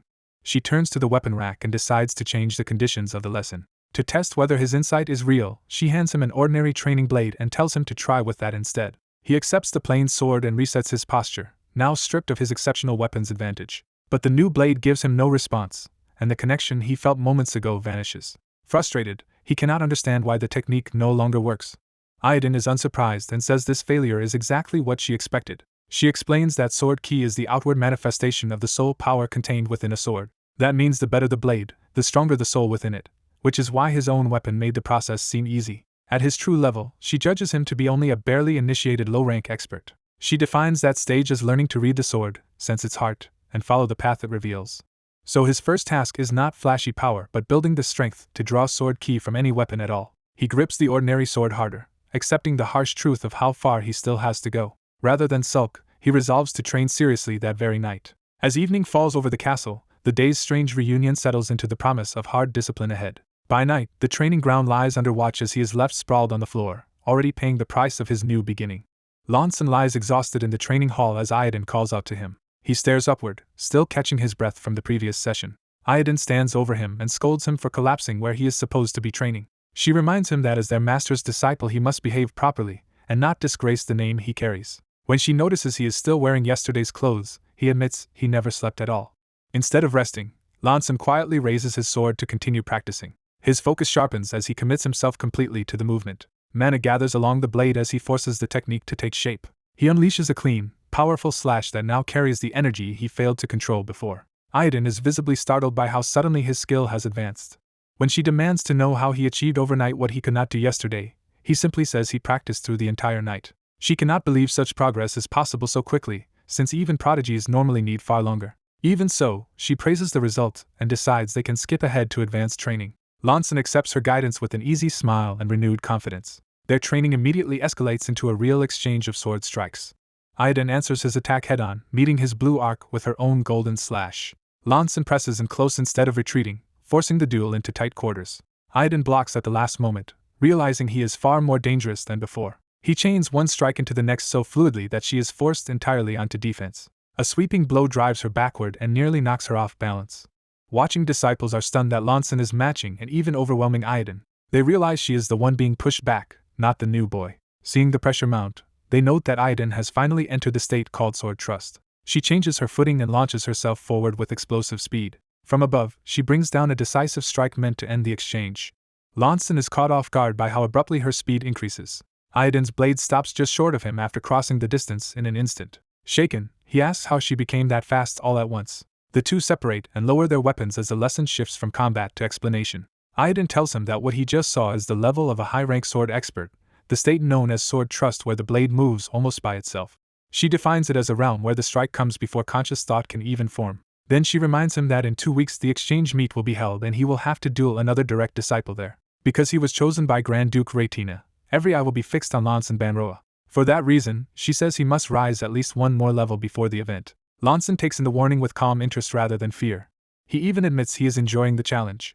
Aiden, pleased by his spirit, answers with a competitive smile of her own. Their moment is interrupted by the approach of someone she immediately recognizes with contempt. A hostile voice mocks their master for taking in an orphan girl and now a stray delinquent as disciples. The speaker reveals himself as Cassiger Celsius and openly sneers that their master has lowered himself by accepting such trash. He goes further, claiming that if the Archduke chooses disciples this poorly, then he should have inherited the family headship instead. Aiden sharply warns him to mind his words and conduct in front of so many witnesses. Cassiger refuses restraint and taunts her for acting as though being named heir already makes her the Archduke. He belittles her past as a rescued street child and says that even after being raised up she has only reached high expert level. He adds that the new disciple is even worse, dismissing Lanson as a pathetic low expert. Then he demands to see the heretic's treasure their master stole, but Aiden refuses because it is not something to display carelessly. Cassiger explodes again, treating her refusal as another insult. As he insults the Archduke for keeping such people as kin, Lanson quietly addresses him as a fellow disciple. He coolly invites Cassiger to test whether their master's judgment was correct by crossing swords with him. Cassiger is taken aback that the boy he mocked would challenge him so directly. Lanson presses the point, saying that if his swordsmanship is truly worthless, then defeating him should only strengthen Cassiger's accusations. Aiden tries to stop Lanson, alarmed by how boldly he is escalating the conflict. Cassiger laughs off the idea of sparring with someone so young, pretending it is beneath him. Lanson answers that the solution is simple. He suggests Cassiger silence everyone by defeating him with the superior skill he keeps boasting about. The blunt challenge leaves the onlookers amused and Cassiger visibly irritated. Nearby disciples struggle not to laugh at how neatly Lanson turned the insult back on him. Stung in his pride, Cassiger finally accepts and brands Lanson an insolent brat. He storms off with a threat that Lanson's swagger will not last long. After he leaves, Aiden covers her mouth, half worried and half stunned by what just happened. She warns Lanson that Cassiger is petty and dangerous, and may try anything at the exchange meet. Lanson asks if everyone is finished laughing, taking the tension lightly. Embarrassed by her earlier reaction, Aiden awkwardly admits she misjudged him before. Lanson brushes it off and says that whatever tricks Cassiger uses, they will still beat him. His confidence catches Aiden off guard for a moment. Then she regains her composure and orders them back to training. That night, the story shifts to a quiet sky full of stars above the grounds. Lanson walks alone through the lamplit estate, apparently still driven to train. He notices Aiden sitting outside and calls her name. She turns and asks if he came out to train again tonight as well. He awkwardly answers yes and realizes she has been sitting there simply looking at the stars. Lanson immediately worries that he has spoken too casually to his senior. When he offers to sit with her, he hesitantly asks whether she will scold him for dropping formal speech. Aiden tells him no one is watching and says she owes him too much to nitpick his casual tone. Lanson relaxes at that answer, while she remains outwardly stern. She then sincerely thanks him for saving both her and the children. Trying to lighten the mood, Lanson jokes that if she is that grateful she should use honorifics for him, since he saved her and is also older. Their talk drifts to the night sky as Aiden says she especially likes the 13 patron stars. She explains that while all stars move, 13 remain fixed, and those were named after patron deities. Lanson asks why those particular stars matter so much to her. Pointing out Mivabar, the goddess of wisdom, she says this place is special because that star rises directly overhead here. She confesses that when she was little she had no idea where she belonged, but seeing that star made her feel she had finally found the place she was meant to be. That sense of belonging is why she still loves watching the 13 patrons. After sharing that, she abruptly says she should leave to prepare a special lecture for the exchange meet. Lanson teases that she is only fleeing because she is embarrassed after opening up. Morning arrives over the academy-like estate, and the exchange meet begins. Lanson and Aiden head through the halls toward the venue in formal disciple attire. At the doors, Aiden asks if he is ready for what awaits inside. Lanson answers yes with a composed smile that suggests he has been waiting for this. The doors swing open and the noise of the gathered crowd pours out. Inside, a large assembly of disciples and spectators turns its attention toward the pair. Lanson is taken aback by just how many people have come to watch. Among the crowd, some whisper that his appointment as the Archduke's direct disciple reeks of favoritism. Others smirk and wait eagerly to see whether he can justify the position. Lanson senses the hostility around him and realizes many of them want him to fail. He understands that countless disciples coveted the direct disciple seat and resent him for taking it. An instructor announces that the exchange meet will begin with friendly bouts. The arena is cleared and the first match is called to the center. Lanson steps into the ring alone, calm and upright despite the pressure. At the signal, the first opponent launches forward aggressively. A scarred senior disciple faces him with open hostility and confidence. The man says he does not understand why the Archduke chose Lanson as his direct disciple. He vows to take that place for himself by defeating Lanson here. Lanson listens without reacting, his expression turning cold and focused. The opponent grins, convinced he is about to expose a fraud. Lanson answers with a faint smile that accepts the challenge completely. He tells the man he may come at him whenever he likes. The duel begins with Lanson exploding forward before the other man can settle. Their blades collide, but Lanson's strike carries a force that immediately overwhelms the defense. The opponent is shocked by the strange power mixed into Lanson's sword. Lanson shifts his grip and redirects the clash with precise control. The senior disciple realizes too late that the exchange has already slipped out of his hands. Lanson drives through with a crushing blow that ends the bout in a single sequence. The opponent's sword cracks under the impact. He stares in disbelief at the shattered blade, unable to process what just happened. Without wasting motion, Lanson raises his sword again, ready for the next challenger. The defeated man is left frozen in terror at how close he came to being killed. Lanson remains perfectly composed, as if the result was inevitable. A wave of blue energy trails his finishing movement as he resets his stance. Even after the clash, the force in his body still trembles through his legs. The first challenger collapses to his knees, disarmed and beaten. Watching from the side, Ayadin is stunned by how decisively Lanson won. Kassajir can only gape as the boy he mocked crushes a senior disciple instantly. Lanson coldly calls for the next opponent without giving anyone time to recover. The defeated man remains kneeling as Lanson turns away from him like the match was nothing. Ayadin reflects that he has risen from lower expert to promotion level in only 2 weeks. But even she never expected growth this extreme. Seeing him stand over a fallen senior, she realizes his progress has already exceeded her imagination. She also notices that he is now layering sword ki together with mana, creating a far more dangerous style. Lanson repeats his demand for the next challenger. The bright sky hangs over the arena as the crowd falls into uneasy silence. Another disciple steps forward, sword glowing, while Lanson waits with dark energy still coiling around his blade. The new opponent charges in with a heavy overhead strike. Lanson meets the attack with calm precision, already reading the opening. He counters with a sweeping blue slash that sends the challenger reeling backward. Again he dismisses the result with the same single word and asks for the next one. The surrounding disciples hesitate, shocked that one after another is being brushed aside. Lanson cuts through yet another attack and repeats his demand for the next challenger in the middle of the motion. He follows by driving a kick into another opponent, dropping him before the man can recover. One more disciple lies sprawled on the ground as Lanson stands over him and calls for the next. The spectators begin calling him a monster, as they count how many people he has defeated alone. Kassajir watches with growing anger as the humiliation spreads through his side. Unable to bear it, he turns as if deciding he must act himself. Lanson notices the movement and glances toward him, still unruffled. He wonders if that was really all the senior instructor arranged against him and concludes the trial has been easier than expected. Then he faces the final opponent, a smaller hooded disciple stepping into the ring. The hooded fighter nervously announces the attack and raises a sword with both hands. Lanson steadies himself, blade dark with power, ready to end this one too. The final challenger rushes in with a desperate overhead swing. Lanson slips inside the strike and drives his blade forward, stopping the last attack before it can fall. Ranson opens by dropping hard onto a hooded opponent and knocking him flat with a sudden sword strike. The young fighter barely manages to raise his blade in panic as the attack overwhelms him. When the dust settles, Ranson stands over the defeated trainee with effortless authority. He briefly wonders if he may have gone too far on someone who looks so young. The hooded trainee stares back, shaken but still trying to keep his composure. Rather than continue, the trainee straightens up and decides to disengage. He bows in formal surrender, acknowledging Ranson's clear victory. Then he hurries off, leaving Ranson watching him go across the courtyard. Ranson scratches the back of his head, awkwardly unsure what to make of the encounter. The scene shifts to the grand completion banquet held after the exchange matches. Inside, the hall is filled with lavish food and the atmosphere of a formal celebration. Guests mingle over drinks while the event proceeds without visible trouble. Ranson and a blonde senior in white uniforms note with relief that the friendly sparring ended without major incident. She hopes the rest of the evening will stay just as smooth through the banquet. Ranson starts to raise a concern, but it turns out not to be about the event at all. The senior smugly explains that her outfit is perfectly standard banquet attire, and teases him for not knowing that. He clarifies that the real issue is her absurd choice to wear training shoes with the formal uniform. Her pride takes a visible hit as he points out the one thing she overlooked. Annoyed and embarrassed, she storms off while Ranson can only think that some people never change. Left alone, he lets the moment pass and turns his attention back to the hall.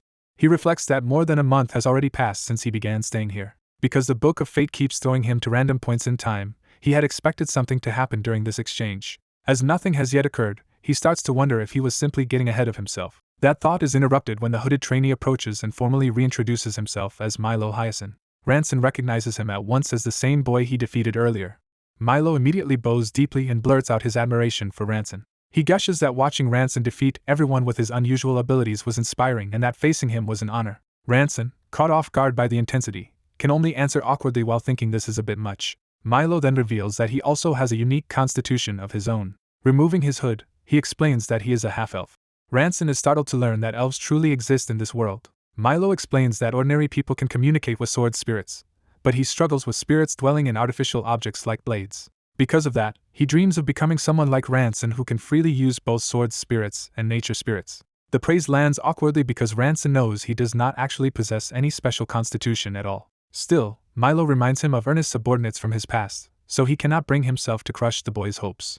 Instead, Ranson encourages him and says that with enough effort he can surely achieve that dream. Milo brightens and excitedly adds that a popular new procedure has recently made communicating with his sword spirit easier. Ranson answers politely while privately suspecting this procedure sounds like some dangerous performance-enhancing fad. Their conversation is cut short as a disturbance ripples through the banquet hall. Milo looks up in delight and announces that something has begun.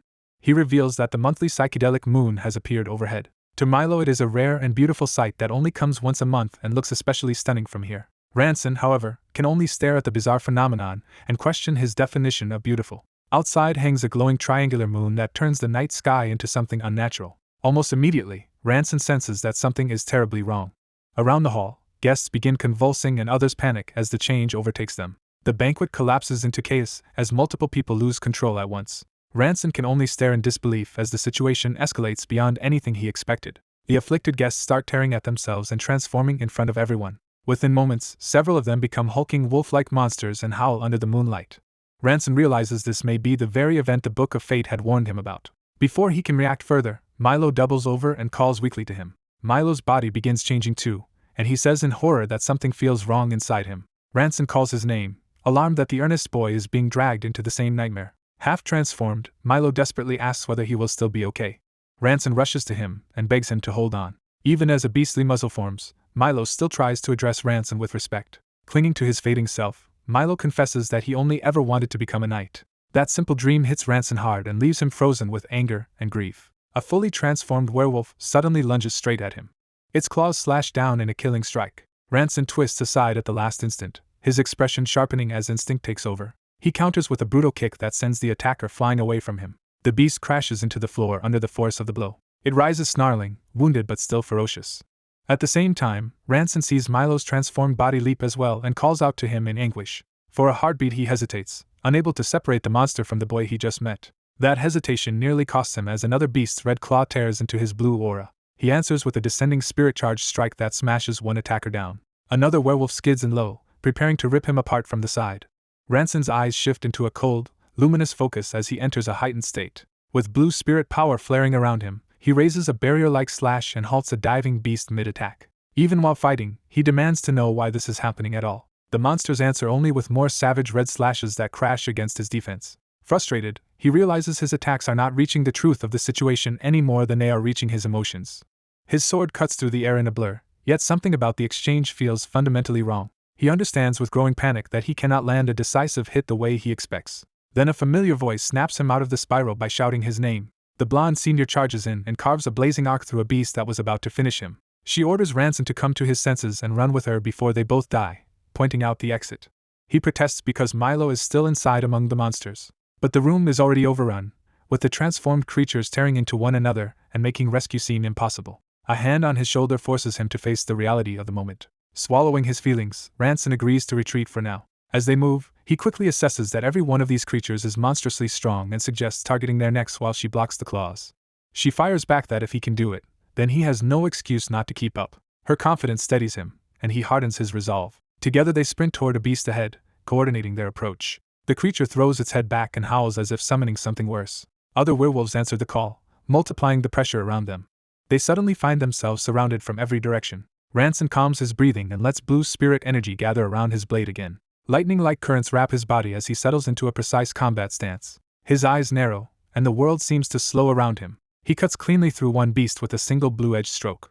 The monster reels back, black blood spraying from the wound. At the same time, the blonde senior sweeps through another attacker with a golden slash. More beasts drop in around Ranson, trying to overwhelm him by numbers. He answers with a wide circular strike that blasts several of them back at once. The senior follows with a flurry of elegant, lethal cuts that mow down multiple werewolves across the hall. Using the opening she creates, the two of them break into a run again. The great doors finally come into view, and escape seems close. Trying to keep momentum and morale, she shouts that once they break through they can join the Night Order outside. Even while running, she reasons that the monsters must be after the treasure their master brought, and insists they have to stop them somehow. Before they can reach the doors, fresh enemies rise to block the way. She identifies only one immediate target left in front of them and prepares to charge again. Ranson abruptly stops her with a warning. He senses that something is wrong just as the floor and air begin to distort. A mass of red, fleshy tendrils erupts from a beast's body like living spears. The tendrils spread across the corridor and cut off their path to the exit. The blonde senior instantly understands the danger and focuses on the new threat. She lashes out with golden sword light to intercept the incoming tendrils. Her barrage forms a glowing lattice that slices through wave after wave of the red whips. Watching the slowed battlefield, Ranson realizes he has entered the state of sword trust, where reaction speed effectively falls to 0. Using that clarity, he tells the senior to get out while he handles the threat. Severed pieces of the tendrils drop to the floor around them, but the cut fragments twitch and begin moving again, proving the danger is not over. Ranson turns sharply, recognizing the attack pattern is still changing. A fresh tendril whips down toward him from above. He meets it with a blue spirit slash and knocks it aside.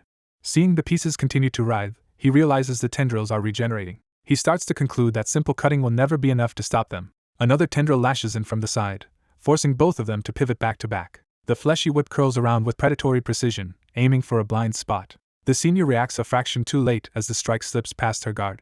The tendril catches her and hurls her violently upward. Ranson whirls toward her, shouting as he tries to reach her in time. Suspended in the air, she realizes too late that she cannot avoid the follow-up. A thicker tendril spears straight through her torso. Ranson freezes in shock as the sight burns itself into him. Then grief and fury explode outward in a surge of blue power. He unleashes a massive circular slash that tears through the surrounding tendrils. The severed pieces scatter across the floor like chunks of living flesh. Even cut apart, the fragments begin flowing back together into a single mass. Ranson faces the reforming tendrils head-on, refusing to retreat any farther.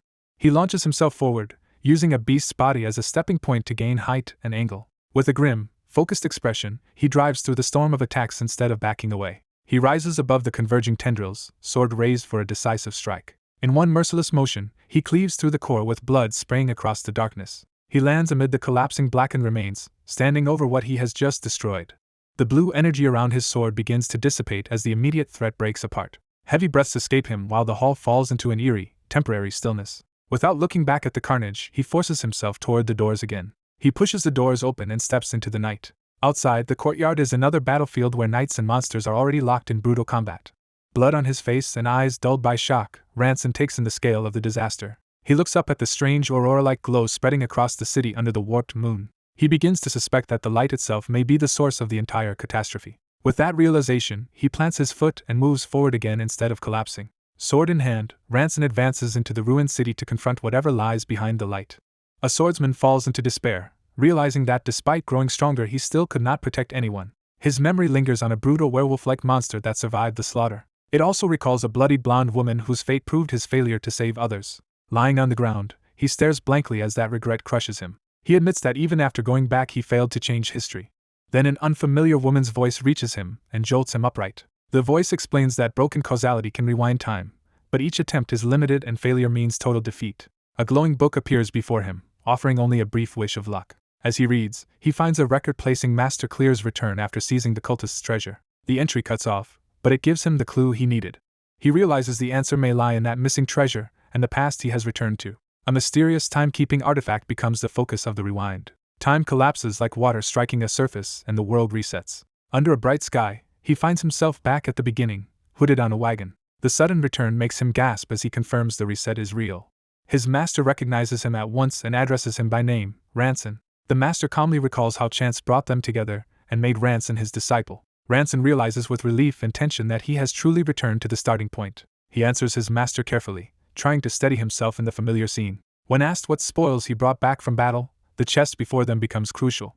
The master identifies it as sacred treasures taken from the cultists. That confirmation makes Ranson suspect the treasure is tied to the coming disaster. He tries to warn his master that something terrible will happen because of it, but the master cuts him off before he can explain. Rather than panic, the master says the matter is Ranson's burden to solve, not his.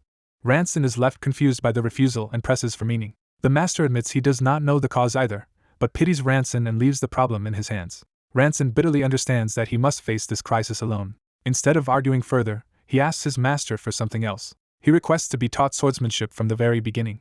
The master's faint smile shows he approves of that choice. He decides this new start may be exactly what Ranson needs. Master and disciple step into the field with drawn swords to begin training. The master promises to show him the destination he must pursue. He demonstrates by igniting his blade with a golden power beyond ordinary technique.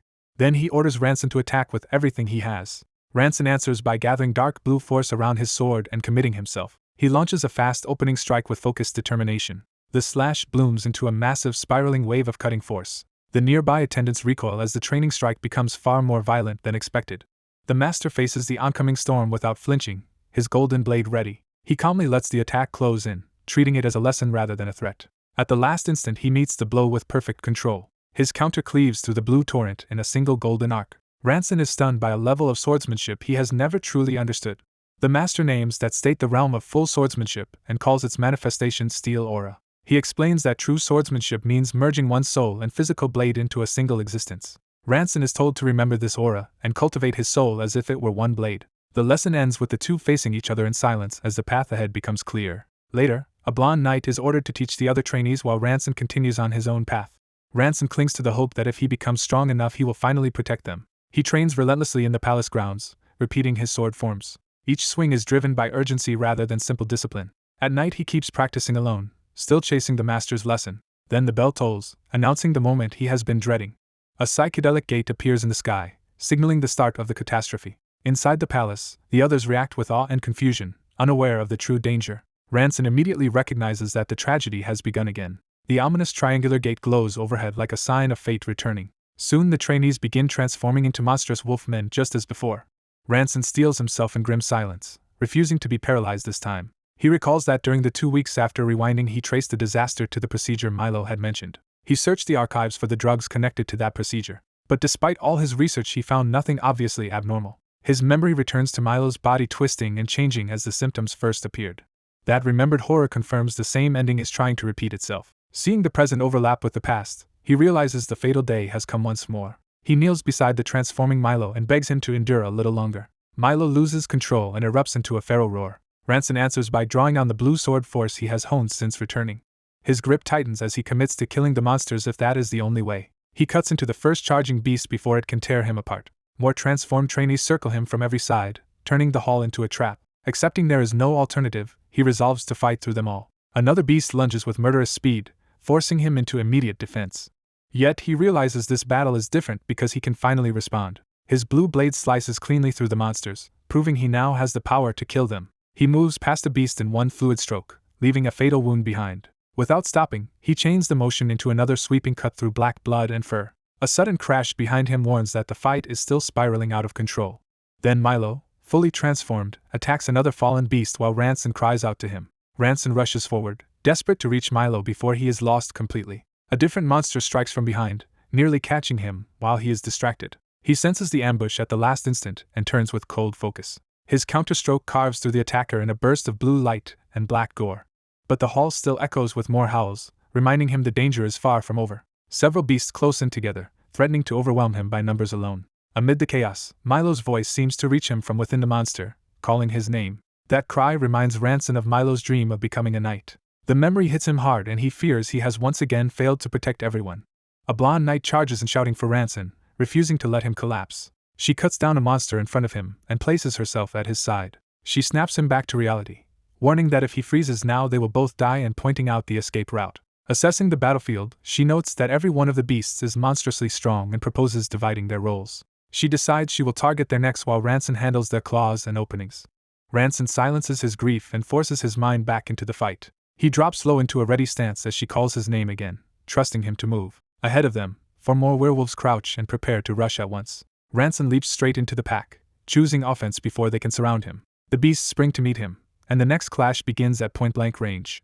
Ranson throws himself into the fight, cutting through the charging horror with a desperate opening strike. He screams as the battle pushes him to the edge of death. Under the night sky, his memory returns to a quieter moment beneath the stars. A blonde knight notices him reading the 13 gods to orient himself, and realizes what he is doing. When she asks how he knew, he calmly turns the question back toward what she once taught him.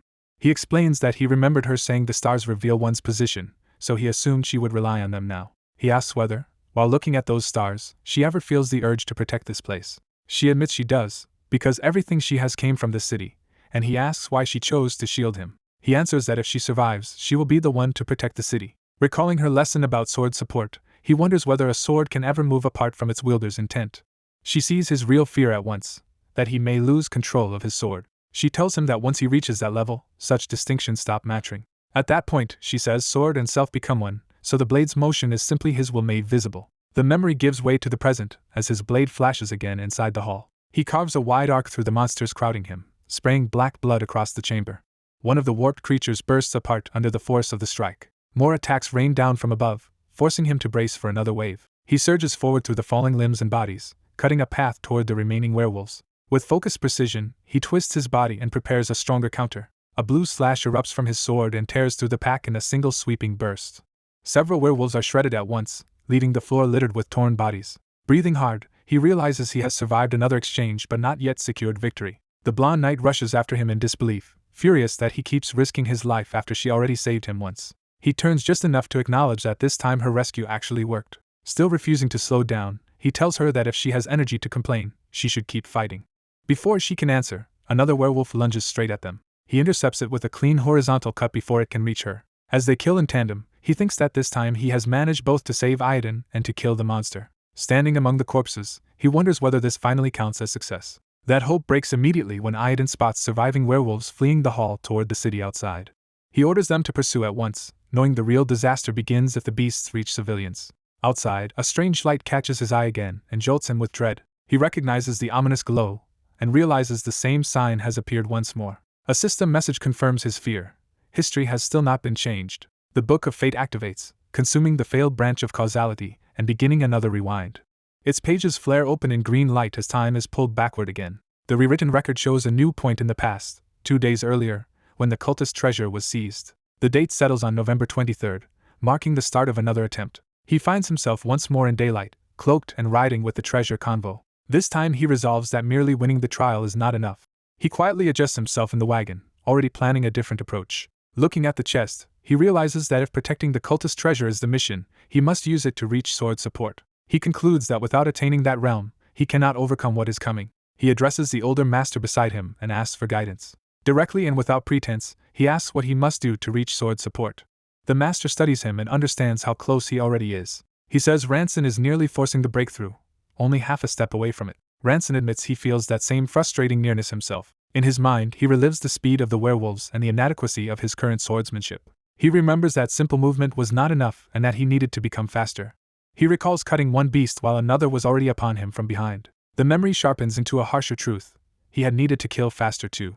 Again he sees himself overwhelmed by attacks arriving faster than thought. Back in the wagon, he admits that no matter how often he tries to command the sword, it refuses to obey. The master tells him that is precisely the problem. He is trying to force it. To make the point, the master asks whether he consciously orders his heart to beat or his stomach to digest. Ranson can only admit that of course he does not. The master explains that the sword is not something to command but something to accept. That answer leaves Ranson silent as he begins to grasp the difference. He recalls another teaching that sword trust means letting the sword become part of oneself through union rather than control. The master adds that sword trust is not a separate realm at all, only a step toward unifying sword and self. For now, he orders Ranson not to draw his sword at all, which only confuses him further. The master clarifies that Ranson must wait until the sword draws him instead. Ranson protests, but the urgency of the future presses against his patience. Unable to accept waiting, he thinks bitterly that he has no time for this. The convoy approaches the city and the academy grounds where the next tragedy will unfold. Iodine spots him and is startled to see him back again. He faces her in silence, already carrying knowledge she does not share. She realizes that even after everything, the part of him that quietly bears burdens alone has not changed. Seeing that familiar expression unexpectedly reassures her. As others gather around, the tension between them remains unspoken. Ranson's hand drifts to his hilt as if testing whether the sword will answer on its own. He pauses, uncertain, feeling the weapon but not yet understanding it. Watching him, the master is surprised that Ranson seems to be realizing the lesson faster than expected. At last Ranson grips the hilt with intent. He draws the sword smoothly, and this time the motion comes without strain. Nearby knights are outraged by what looks like insolence before the Grand Duke. The Grand Duke stops them before they can interfere. Instead of anger, he says Ranson resembles someone he once knew. The memory of blue power returns as Ranson recalls the state of becoming one with the sword. The Grand Duke asks him directly what his true intention is. Ranson stands with the awakened blade in hand, forced to answer honestly. His answer is simple and unwavering: Aiden and the city. He declares that what he truly wants is to protect them. Night falls again over the grand hall where the banquet and massacre will begin. The feast is laid out in deceptive calm just before disaster strikes. Ranson, Aiden, and another trainee stand together inside the hall as the event begins. A small step signals the moment before everything changes. In a lighter exchange, Aiden thanks him for helping her get proper shoes so she could attend the completion banquet. She jokes that she nearly had to run back and change in the middle of the event. He smiles and says that would only have caused trouble for her. Privately, he decides staying close to them is the best way to protect them when the attack starts. When they ask what he means, he dodges with a vague answer. Their companion teases Aiden for being unexpectedly clumsy, and she insists it was a one-time mistake. Ranson's expression hardens as he senses the timeline approaching its breaking point. The Book of Fate reminds him that he has only one remaining chance after returning to an even earlier date. A bell rings, announcing the critical moment. The psychedelic moon rises, signaling the cult's ritual and the werewolves' empowerment. Ranson steels himself, and vows that this attempt must succeed. The transformed werewolves burst into the hall, and the slaughter begins again.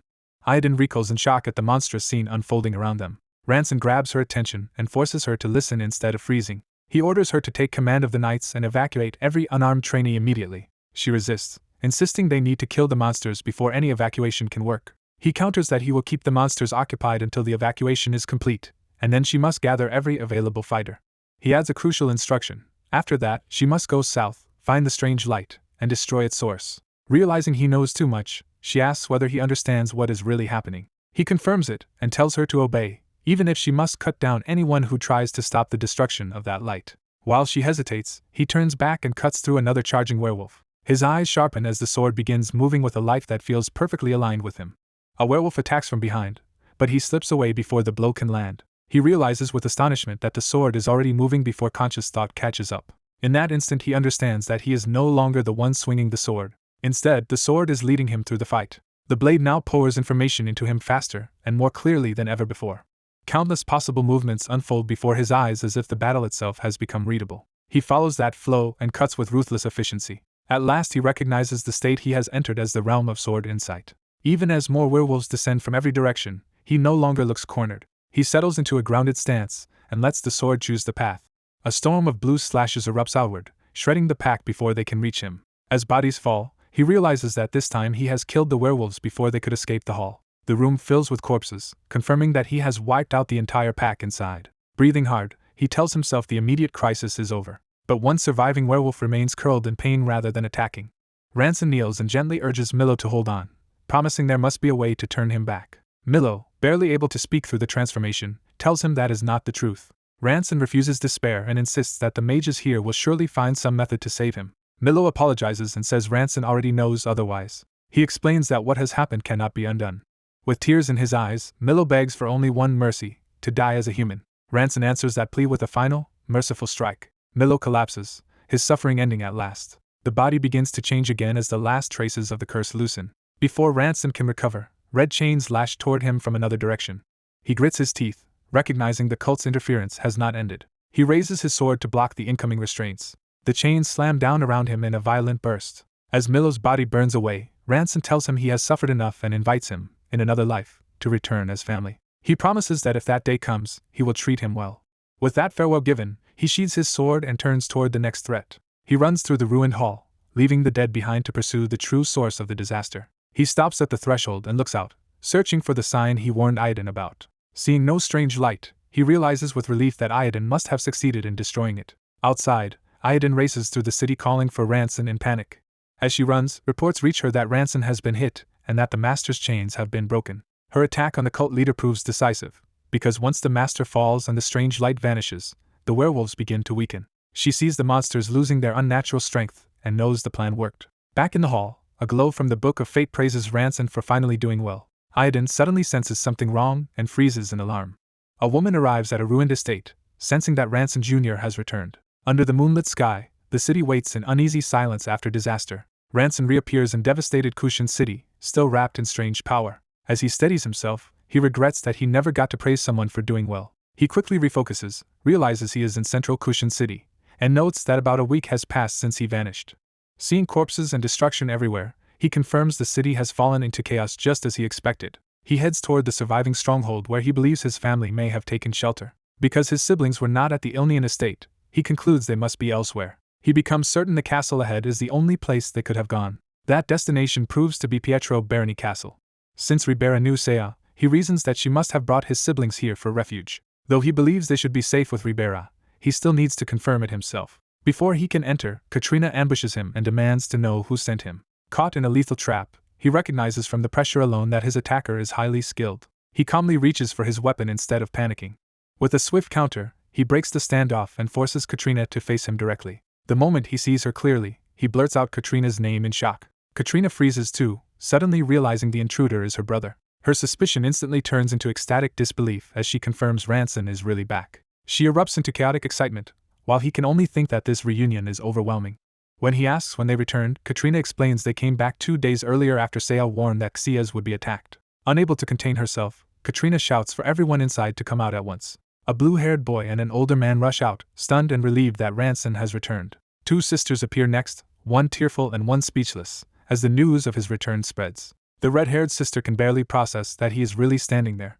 Ranson raises a hand to reassure them, making his presence finally feel real. Seeing his whole family gathered safely at last, he feels the return home sink in. He embraces his siblings and quietly declares that he has come home. The reunion is cut short when Ribera gathers everyone and says the city's crisis is too severe for sentiment. She explains that in the weeks since Xias died and Ranson disappeared, Ashley has swallowed up half of Kushan City. Ranson is stunned that Ashley, once just a bandit leader, could have risen so far so fast. Ribera admits she was just as shocked and says they themselves nearly fell to Ashley before Ranson arrived. When Ranson asks what kind of pressure Ashley used, Ribera hesitates. Her silence shows the answer is something deeply unpleasant. The red-haired sister finally reveals the core of it. Ashley wants to marry her. Ranson is so shocked he wonders if he misheard. Then the absurdity lands, and he reacts as if he has just heard the most outrageous nonsense imaginable. He demands confirmation, unable to believe Ashley would dare make such a proposal. Ribera begins recounting how Ashley moved first only 3 days after Ranson vanished. Ashley rapidly built power by recruiting the territory's army, allying with corrupt families, and drawing in neutral groups. He also absorbed Xias's elite Red Warrior Corps and seized half the city's military strength within a week. To make matters worse, he has even hired the Kalsaric Brotherhood. Ranson takes it in with chilling calm, realizing how much changed while he was gone. He notes that if he had returned any later, everyone here would have been in grave danger. His siblings sense his anger rising and try to calm him before he explodes. He insists with eerie composure that he is perfectly rational, which only alarms everyone more. He asks where he can meet Ashley, and Ribera tells him the city's joint conference will be held tomorrow. She explains that every armed faction in Kushan City will gather there to negotiate governance, and Ashley will attend. Ranson decides that is ideal, because it will let him clean out Ashley and the rest of the city's trash in one stroke. Ribera stops him, warning that the city cannot lose all its armed groups while demonic beasts still threaten the wider land. She argues that however ugly the factions are, some level of armed force is necessary to keep public order. To answer that argument, she places a book before him. She tells him it is a kill list. Ranson opens the book and begins reading through the names. Ribera explains that blue names belong to factions with some decency, black names are irredeemable, and red names fall in between. Ranson points out that even the red groups profit from drugs and loan sharking, while Ribera argues they still must be tolerated for stability. When someone asks whether Ashley is also marked red, the room falls tense and quiet. Ranson's gaze hardens as he reaches his own conclusion. He confirms that all the people on the list will gather tomorrow, and Ribera says yes. Satisfied, he closes the book and declares that he will handle the rest himself. By morning, the ruined city lies under a bright sky that contrasts cruelly with its devastation.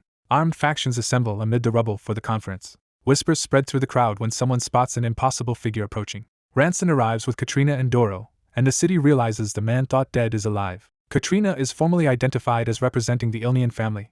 Doro is likewise presented as an Ilnian representative. Ashley turns to greet Ranson with exaggerated warmth and respect. He welcomes Ranson back and pretends to be relieved that he survived. Ranson answers only with a cold silence. Ashley casually asks why Daisy is absent, and Ranson immediately questions why he would bring her up. Ashley shamelessly admits he likes proud women, making his intentions unmistakably vile. Ranson internally brands him a lunatic. Ashley presses the issue, asking whether Ranson heard about his proposal and urging him to view it favorably. He even frames the marriage as a beneficial blood alliance for the new count. Ranson catches on to the title and asks what Ashley means by calling him the new count. Ashley says no one present would deny that Ranson is now the rightful count. But he immediately reminds Ranson that even a count cannot ignore Ashley's faction now that half the city is in his hands. Ranson steps forward, no longer interested in playing along. A faint smile appears as he decides how to proceed. He says he heard some people cause trouble while he was away and turns the gathering into an impromptu judgment. With the kill list in hand, he begins reading names like a sentence. He names the Karu family and cites their massacre of another family for property. He next calls on Katrina to act. Before excuses can be made, Katrina draws her blade and moves to carry out his order. She cuts down the condemned with a blazing slash. The surrounding factions recoil in horror at how suddenly judgment has become execution. Ashley tries to laugh it off, but even he is rattled by how merciless the new count is. Ranson continues, naming the Laroran family next. Doro answers with a blue-edged strike that cuts through the target without hesitation. Ranson keeps pronouncing death penalties, one family after another, as blood begins to flood the conference ground. The executions continue until bodies litter the ruined plaza. Ashley forces a smile and claims the others should have understood the warning by now. He tries to intervene before things go further, but Ranson cuts him off and moves to the next names. Ashley hurriedly calls for hidden allies such as Tapin, Dusk, Kukurak, X, and Shadow Walker to appear. When nothing changes in his favor, he snaps at his own side for failing to restrain themselves earlier. Meanwhile, Katrina and Doro advance behind Ranson, ready to support his purge. Ashley starts to sweat as he realizes the situation is slipping from his control. He insists he kept himself in line and that the real problem lies with the other factions, not him. One of his associates protests that Ashley cannot abandon them now after they all profited together. The accusation that Ashley took the filthiest share only confirms the rot Ranson is exposing. Ranson advances again, and the crowd finally understands that the new count means to judge them all. Blue power surges around him as he draws his sword in earnest. Ashley braces himself, shocked by the killing intent bearing down on him. Ranson's first strike crashes into Ashley's guard with overwhelming force. Ashley staggers back, demanding to know what Ranson thinks he is doing. His outrage quickly gives way to fear. Ranson answers not with debate but with a recitation of Ashley's crimes, starting with drug factories and forced prostitution dens. Shrouded in blue-black power, he turns the list of crimes into a formal sentence. He names Ashley directly as the condemned. Then he declares Ashley's punishment to be death. Ashley and his remaining men square off against Ranson, but the balance of power has already shifted. Ashley grimaces as he realizes he may not be able to win head-on. Recognizing the style before him, he identifies Ranson as the Crimson Warrior and panics. At that moment, the Red Warrior Corps arrives on Ashley's side, raising the stakes. Ranson remains unmoved and warns that empty bravado will not save anyone. Ashley shouts that if Ranson keeps this up, everyone will be destroyed together. Ranson answers by unleashing a sweeping wave of blue force toward the field. The attack slices across Ashley before he can fully react. Ashley is driven to the ground, bloodied and stunned by the speed of the blow. The surrounding fighters recoil, unable to believe he was overwhelmed so quickly.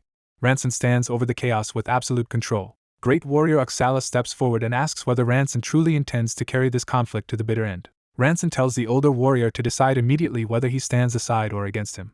Oxala bluntly asks if that means he must either retreat or fight. Ranson says the issue is not personal purity but whether men like them think they can kill at will and still survive in this city, or even all of Roberland.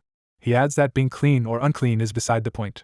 Oxala's expression shifts as he begins to grasp the deeper accusation. Ranson recalls how families are destroyed by vermin like these, leaving women dragged away and children abandoned. In that memory, a child desperately begs his mother not to leave. He sees again how illegitimate children are born from exploitation and how the city fills with more orphans. Even so, he knows there is no point explaining such pain to men like Ashley. Instead, he channels more blue-black power through his weapon. With cold finality, he decides that anyone who still does not understand deserves to die. Oxala is shaken by the murderous certainty in Ranson's eyes. Ranson vanishes forward in a burst of speed, targeting Oxala and the men behind him. His slash tears through the line before they can mount a defense. Oxala turns in shock as blood erupts around him. Realizing too late what is happening, he screams for everyone to attack before Ranson kills them all. The remaining factions panic and decide their only chance is to unite against him. Ranson welcomes that choice and openly declares he will kill every one of them if they come. The mob charges from all sides, hoping numbers can overwhelm him. He plants himself calmly, sword ready, as if receiving an inevitable tide. For a brief instant he closes his eyes and settles his breathing. Then he releases another devastating blue arc. The attack carves through the charging men in a single sweeping motion. Blood explodes across the battlefield as bodies are cut apart. Oxala roars in fury and lunges in a last desperate strike. Ranson's counter flashes past faster than the eye can follow. Oxala's head is severed before he can finish his attack. His body crashes to the ground, ending the exchange with brutal finality. The surviving mercenaries stare in disbelief as the black-haired swordsman's power proves he is far beyond what they expected. Realizing they are facing a Grand Master, the young man stands over the battlefield with calm authority. He confirms that these are the men Ashley hired and prepares to deal with them himself. The remaining members of the Kalsiric Brotherhood can only watch, shaken by how completely the fight has turned. Instead of bloodlust, he shows a faintly amused restraint as he sizes up the men before him. When one of them begs for mercy, he hesitates rather than striking immediately. He admits this outcome is awkward because, despite being hired enemies, they are not truly evil men in his eyes. Choosing control over slaughter for the moment, he orders them to kneel together with their hands raised. The mercenaries nervously estimate that only around 70 of them are still left alive. He decides to end the standoff decisively and channels power into his blade. His sword crashes into the ground, releasing a violent shock through the battlefield. Blue arcs of force tear through the mercenaries' ranks, cutting down resistance in an instant. His glowing eye shows that he has fully committed to overwhelming them. Without breaking composure, he drives the attack forward with ruthless precision. The sweeping strike slices through multiple men at once, leaving no room to counter. As bodies fall around him, he remains standing at the center like an executioner. The survivors finally understand that they have no chance of defeating him. Panic erupts and the mercenaries abandon any thought of fighting, screaming for everyone to run. They scramble toward the ruined walls, desperate to escape the killing ground. Before they can get away, arrows suddenly rain down from above. The fleeing men are struck in the back and collapse before reaching safety. Archers appear on the high rubble, revealing that the battlefield has already been surrounded. Their leader orders that not a single mercenary be allowed to escape. The trapped men are driven back under the arrow storm, cut off from every route out. The mercenaries freeze in shock as new enemies close in from the front as well. Two allies arrive to support the black-haired swordsman, announcing their presence with easy confidence. The orange-haired fighter immediately carves through nearby enemies with a blazing circular slash. At the same time, the blue-haired swordsman cuts down another mercenary with clean, efficient technique. From above, the archer leader keeps pressure on the battlefield and prepares another volley. Green arrows arc down in coordinated fire, striking the remaining mercenaries where they stand. The black-haired swordsman dashes after another fleeing man and cuts him down before he can escape. His blade follows through in a brutal finishing stroke, spraying blood across the ruins. The last cries fade into the ruined city as the purge comes to its end. By sunset, only silence and circling birds remain over the shattered battlefield. Blood drips from a blade into a widening pool, underscoring how complete the slaughter was. The black-haired swordsman stands alone among corpses, taking in the aftermath of what he has done. He exhales heavily, the weight of the massacre settling over him. A surviving witness approaches cautiously through the blood and rubble, unsure how to face him now. When asked if he killed them all, he answers without hesitation that he did. He adds that everyone on the red list or higher has now been eliminated. The blue-haired woman asks why he chose such total extermination. He pauses, searching for an answer deeper than strategy. His reason is simple and personal. He did it for Lena. He explains that these men helped make Lena an orphan, and he cannot bear to see more children suffer that fate. Even so, he admits the contradiction that such violent men were also a necessary evil in a city that needs strength. Without enough fighters to hunt monsters, he says, the city itself would eventually perish. The woman struggles with the dilemma, unable to imagine a clean solution that both protects the city and preserves innocence. He wonders if he acted too impulsively, but the thought quickly turns into a new idea. He proposes that excavating ruins might provide another source of power and wealth for the city. The woman is startled as the possibility clicks into place for her. He confirms that he recently visited a place that may offer exactly that answer. He names it as the domain of Mibavar, the forgotten goddess of wisdom. It is the place Iadon once gazed upon each day, above the ancient city of knights. There, he says, lies glowing steel, hidden beneath what others overlook. If news of that excavation spreads, warriors from all over Robberland will gather there. The idea lands like a sudden revelation, bright and irresistible. Soon after, he leads a group of riders through the forest toward the hidden site. Some of the men follow uneasily, wondering whether the sudden expedition is really wise. They note how suspicious it is that rumors of excavation appeared out of nowhere amid the chaos of the Great Purge. He listens while one of them bitterly questions why he came at all when monster suppression still needs attention. Privately, he reflects that merchants who live by trade will resent the loss of warriors because fewer fighters means less business. That resentment only amuses him, because he is already anticipating how they will react once the ruins become public. He turns to Kalsiric and asks whether the Brotherhood has decided what to do next. Their spokesman vows that the 5 brothers will serve him for a year to repay the debt of saving their lives. But he also admits they cannot promise to remain permanently until they have spoken with their brothers and settled affairs back home. The black-haired leader bluntly points out that what they truly lack is the resolve to entrust themselves to him. That accusation leaves the spokesman silent and uneasy. He smiles and says it is a pity, because this is their only chance to claim a ruined castle. The spokesman realizes from his eyes that this is no bluff and that the offer is real. At last they arrive, and he announces that the ruins are here. The others stare at an overgrown mass of stone and vines, unable to see anything but ordinary rocks. To him, however, The place is instantly recognizable despite how time has buried it. He sees not rubble but a once beautiful transformed city that somehow vanished from history. The others still insist they cannot see any ruins at all. He tells them that everything around them is the ruins, if only they look properly. To prove it, he sweeps his sword in a wide arc through the overgrowth. The vines and moss are severed, stripping away the natural disguise. The men recoil in shock as hidden shapes begin to emerge beneath the greenery. What they thought were rocks reveal themselves as towering walls. Drawn by the discovery, the mercenaries step forward to inspect the site more closely. One man runs his hand over the surface and marvels at the seamless architectural technique. He realizes with awe that the structure must date back to the age of magic. The black-haired leader cuts off their days staring and orders them to get to work. He commands everyone to tear away the moss and expose the buried city. The men obey at once, energized by the promise of treasure. As they clear more growth, hidden structures keep appearing in every direction. Another man shouts that he has found yet another wall. Soon someone else discovers a concealed doorway among the vines. Under the moss, polished metal surfaces begin to glint in the light. They uncover Lucera's steel and ancient weapons still preserved within the ruins. One man lifts a recovered blade and exclaims that it is an ancient sword. Another quickly finds a second sword, proving the first was no fluke. Elsewhere, armor pieces are uncovered as well, adding to the growing frenzy. Within moments they have already found 3 ancient swords, and disbelief turns into greed and excitement. The spokesman finally grasps that the rocks and pillars around them are all parts of buried buildings. He realizes they have not found a ruin but an entire ancient city. The black-haired leader welcomes them with satisfaction, as though unveiling a kingdom. He formally names it the ancient city of glowing steel. He notes that the ruins are so vast that excavating them will require a great many warriors and explorers. The men around him light up with greed and excitement at the scale of the opportunity.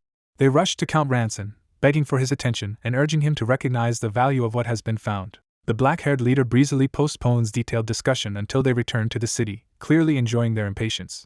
Count Ranson hesitates, struggling to say what he really wants. The black-haired leader turns toward him, waiting for the Count to speak plainly. Flushing with embarrassment, the Count asks to take back what he said earlier. The black-haired leader is thrown off by the Count's sudden blush and awkward tone. The Count clarifies that what he wants to reconsider is not temporary service but staying here forever. A few days later, rumors spread across Robberland that a city-sized ruin has been discovered in Kushan and that warriors are being recruited. As word spreads that ancient weapons and armor are pouring out of Kushan City, nobles, merchants, and adventurers all race to seize the chance. The cry to head for Kushan echoes everywhere as the new frontier draws the whole region in.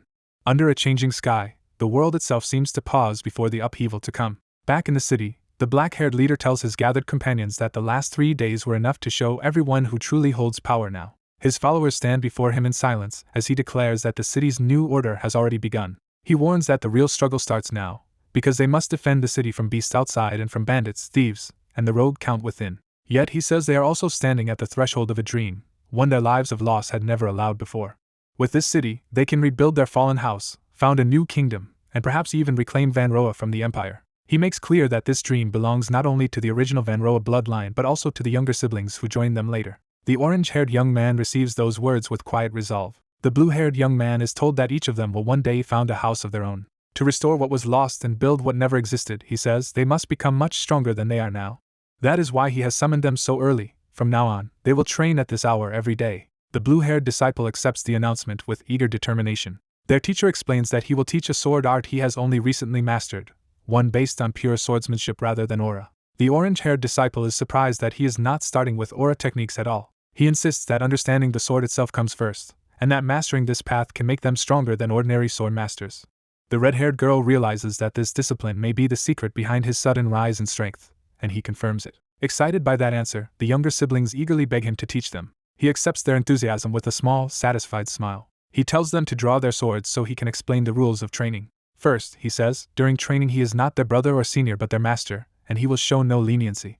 Second, for the next 24 hours, even through meals, sleep, and every other moment, they are never to let go of their drawn swords. Then he raises a third finger to introduce the final rule. His third rule is simple and merciless: block however they can.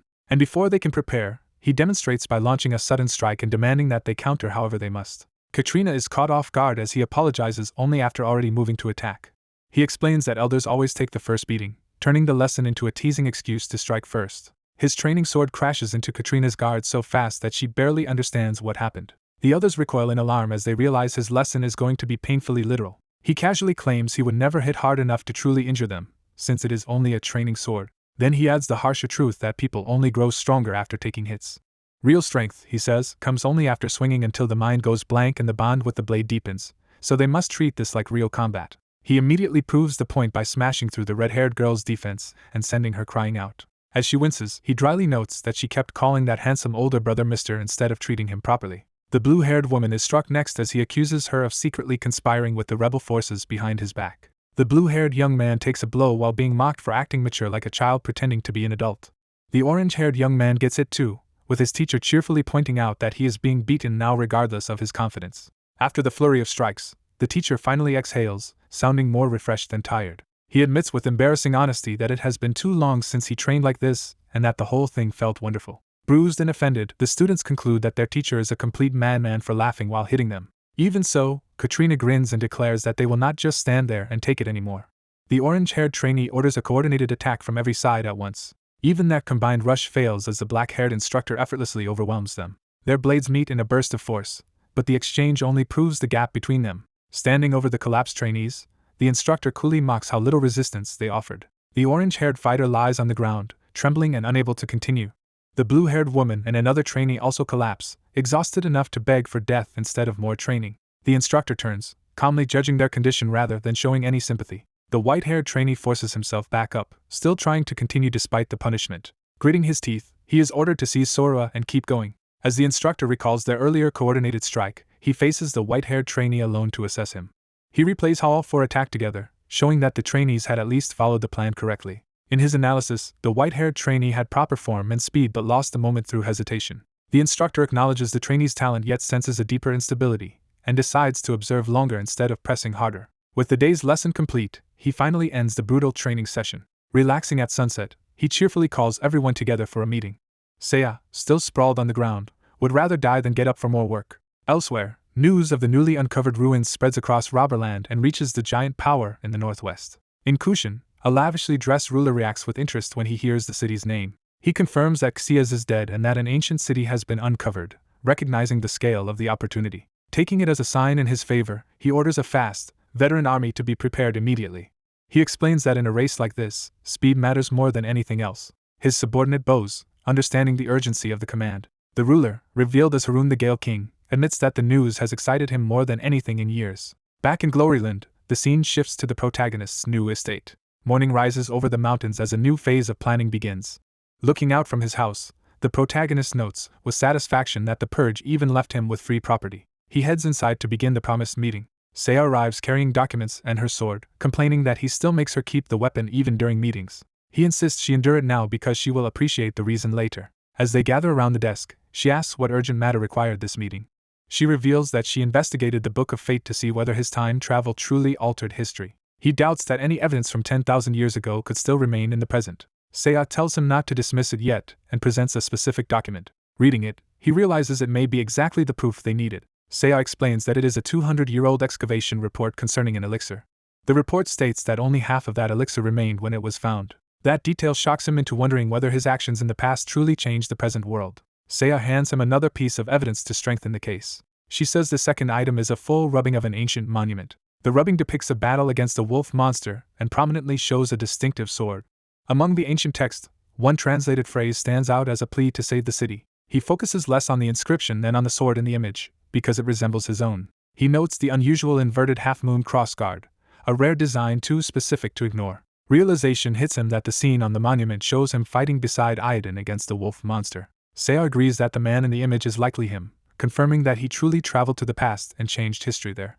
She warns that because his actions can seriously reshape the present, he must be even more careful from now on. He recalls the Book of Fate's rule that it consumes broken causality to rewind time and that failure means total defeat because that resource is finite. From that, he concludes the book itself seems to desire altered history rather than preserving it. If the artifact has its own will and can force changes no matter how careful he is, then history may be manipulated by design. Seiya wonders what the Book of Fate actually wants, whether it seeks to prevent ancient destruction or pursue some other hidden objective.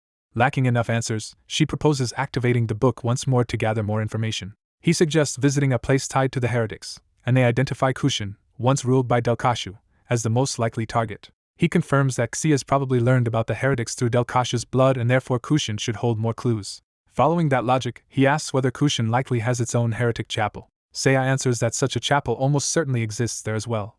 He likes the idea because they needed to clean up the remnants of Xiaz's influence anyway. He decides that once their current territory stabilizes, they will move to subjugate Kushan. Seiya then unveils a broader plan aimed at their ultimate goal, rebuilding the Vanroa kingdom. She explains that the empire dominates most of Gloryland, so brute force alone will never be enough and they must pressure it from 3 directions. Her western front depends on alliances with neighboring states to choke the empire's western trade routes. Her southern front would bring Arandria and the maritime routes onto their side. Her eastern front requires seizing control of the trade arteries running through Robberland. But before any of that can begin, they must first capture the Elmun region of Harun and the Shamalman region of Jafar. She stresses that if they cannot take those starting positions, the entire strategy collapses before it starts. The 2 immediate obstacles are thus the Gale King Harun and the Maritime King Jafar, 2 of Robberland's 5 kings. He recognizes that even the opening move demands bringing down 2 absolute rulers. Seiya names the scheme the 3-front strategy and admits she kept it private because it was too dangerous to discuss openly. Having laid everything out, she asks him directly whether he believes such a plan is possible. He falls silent, weighing the scale of what she is asking. At last he decides that possibility is irrelevant because they have no choice but to attempt it. He reaches out to Seiya and commits himself fully to the plan. Seiya answers his resolve with a small, satisfied smile. Their handshake seals a partnership built on shared ambition rather than mere convenience. Before they can savor the moment, a panicked cry outside announces that something has gone terribly wrong. The meeting is interrupted as the doors burst open. A subordinate rushes in to report that Ranson's 3rd trial has ended. The protagonist immediately heads out to see the results for himself. Outside among the ruined city, he praises everyone for enduring the ordeal. Addressing the gathered applicants, he reveals how many had entered the recruitment process. Of the 20,000 candidates, only 3,426 survived the 3rd and final trial. He declares them all officially accepted and promises each a monthly salary of 12 dalens, sending the survivors into celebration. With that, he recognizes that he has finally forged an elite standing army capable of facing imperial forces. He credits Seiya's 3-front strategy as the framework that will give this army purpose. Filled with conviction, he vows to use these soldiers to write a new history. Dropping into a lighter mood, he ushers the new recruits toward the next step.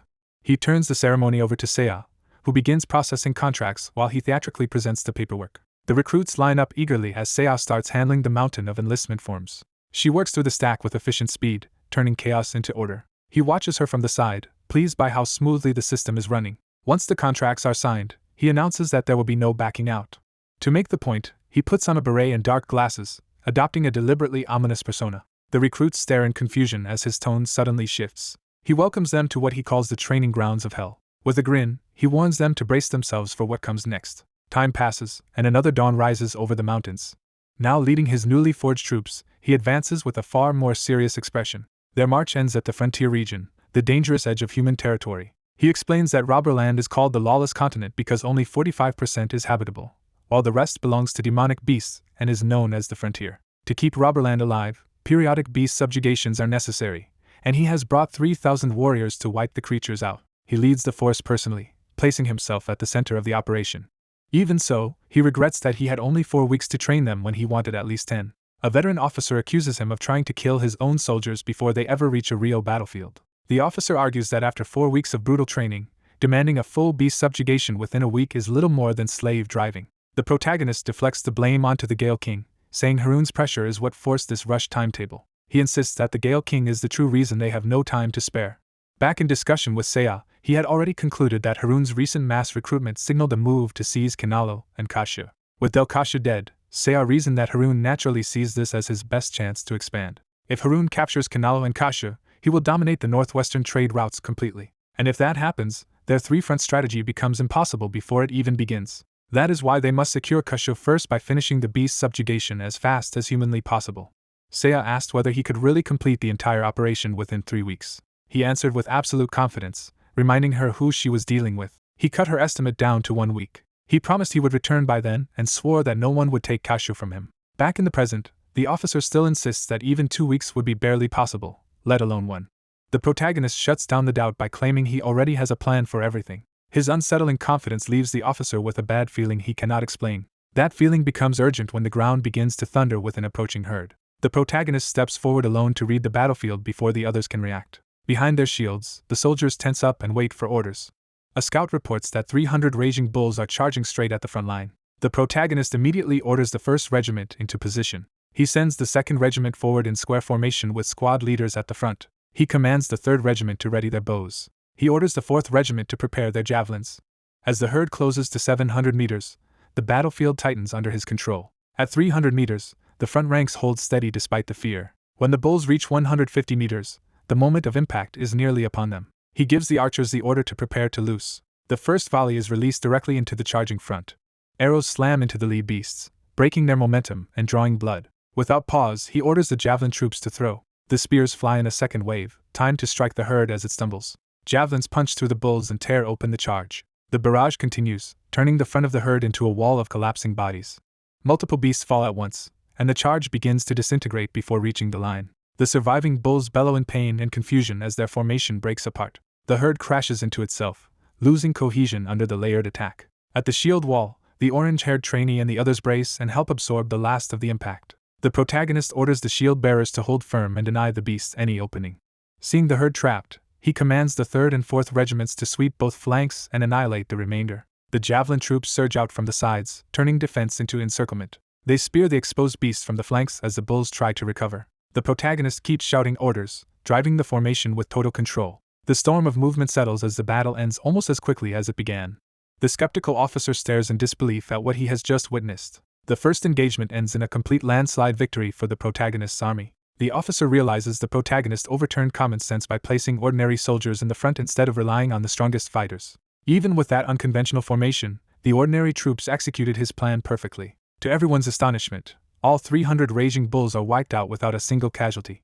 The men around Ranson marvel that Count Ribera keeps proving himself beyond ordinary judgment. A subordinate formally addresses the Count, now treating him with full respect. He apologizes for doubting Ranson's plan, admitting no sane person would have believed the border beasts could be crushed in a week. Now convinced, he declares that Ranson's strategy truly can subdue the demonic beasts within that impossible span. Ranson accepts the change in attitude with quiet satisfaction.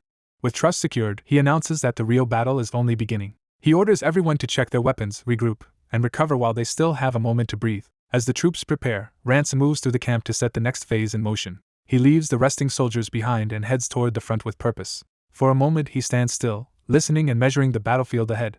He senses movement deep in the forest and turns toward the source. His expression hardens as he confirms the enemy is approaching. In the darkness, countless red eyes flare to life among the trees. A horde of monstrous humanoids emerges, revealing the scale of the threat. Ranson explains that to finish the purge and return in 1 week, 3 regiments had to act in concert.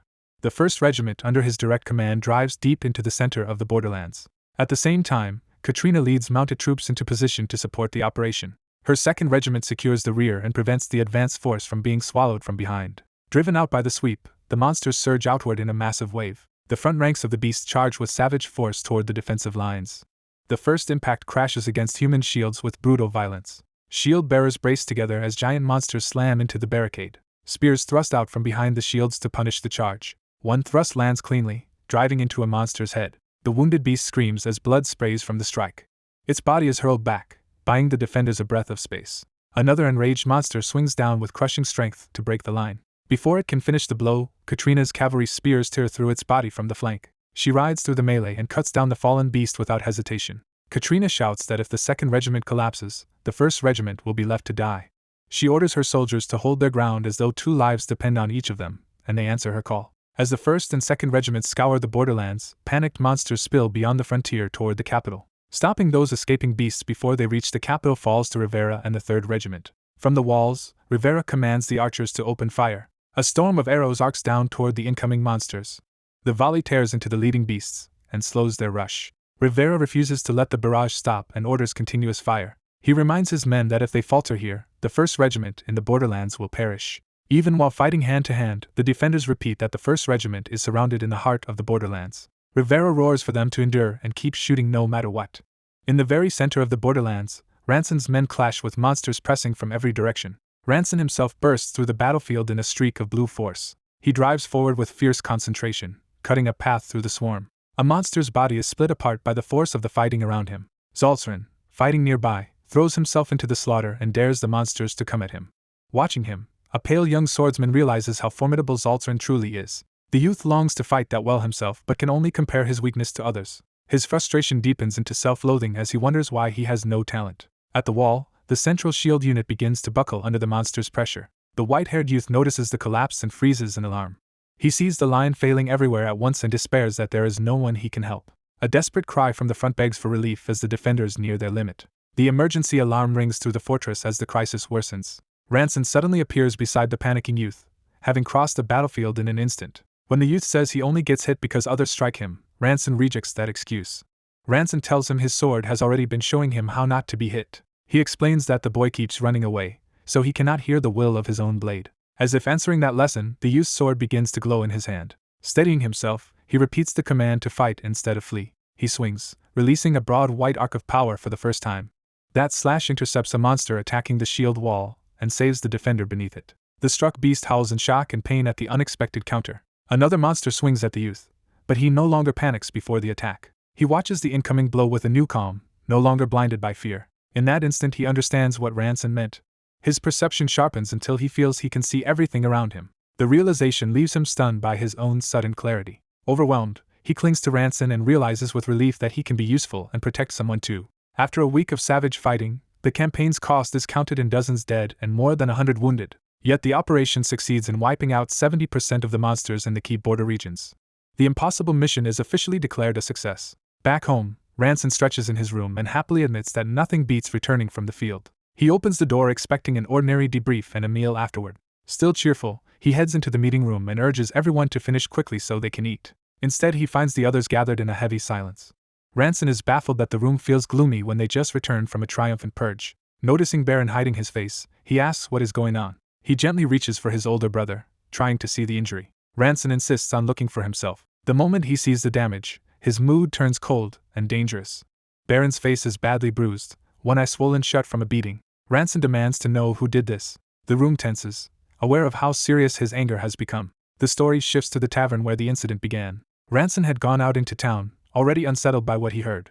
His face hardens as he pieces together the insult done to his family. He presses Baron again to name the attacker. When he hears that even Rivera was beaten up, his disbelief turns into sharper outrage. A companion explains that Baron had been disciplining rule-breakers when an old man picked a fight and left him like this. Rivera then tried to avenge him and returned just as battered, proving the old man was no ordinary drunk.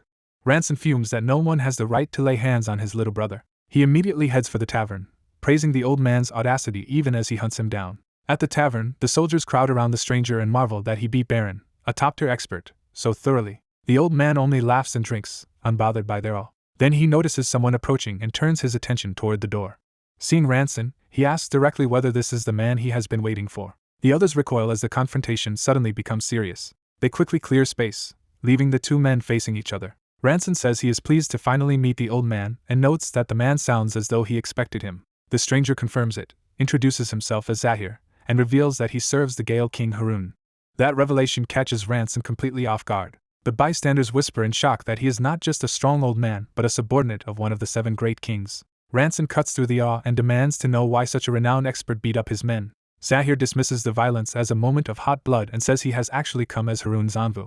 He explains that Harun admires Ranson and sent him to ask, on a favorable day, whether they might join forces. Ranson immediately translates the offer for what it is, becoming a vassal of the Gale King, while Zahir dresses it up as profitable cooperation. Zahir promises that Harun would handle excavation and sales of the ruins, leaving Ranson 30% of the profits, for doing nothing. Ranson lets out a flat, disbelieving laugh at the insult hidden inside the proposal. When he asks whether that arrangement is truly good for him, Zahir confidently insists that it is. Ranson's faint smile only grows colder as he listens.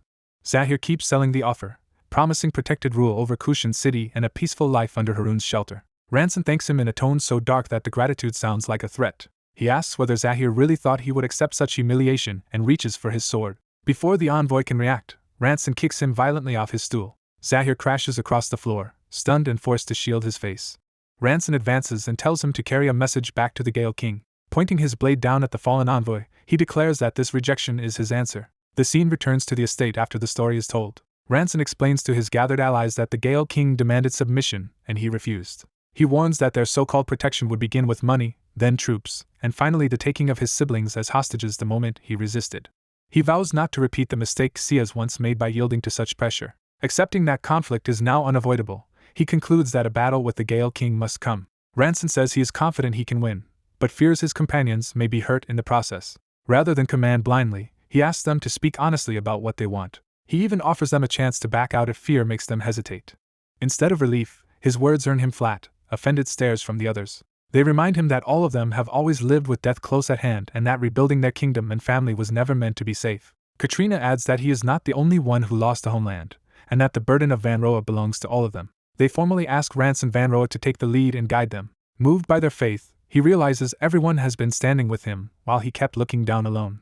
One by one, his companions pledge to obey whatever orders he gives. Baron asks the question weighing on them all, whether they can truly defeat Harun. Ranson answers without hesitation that he does not see himself losing. Baron laughs that he cannot imagine the captain losing either and swears his life to him, jokingly demanding double pay in return. Ranson recognizes the mercenary humor as a sincere oath of loyalty.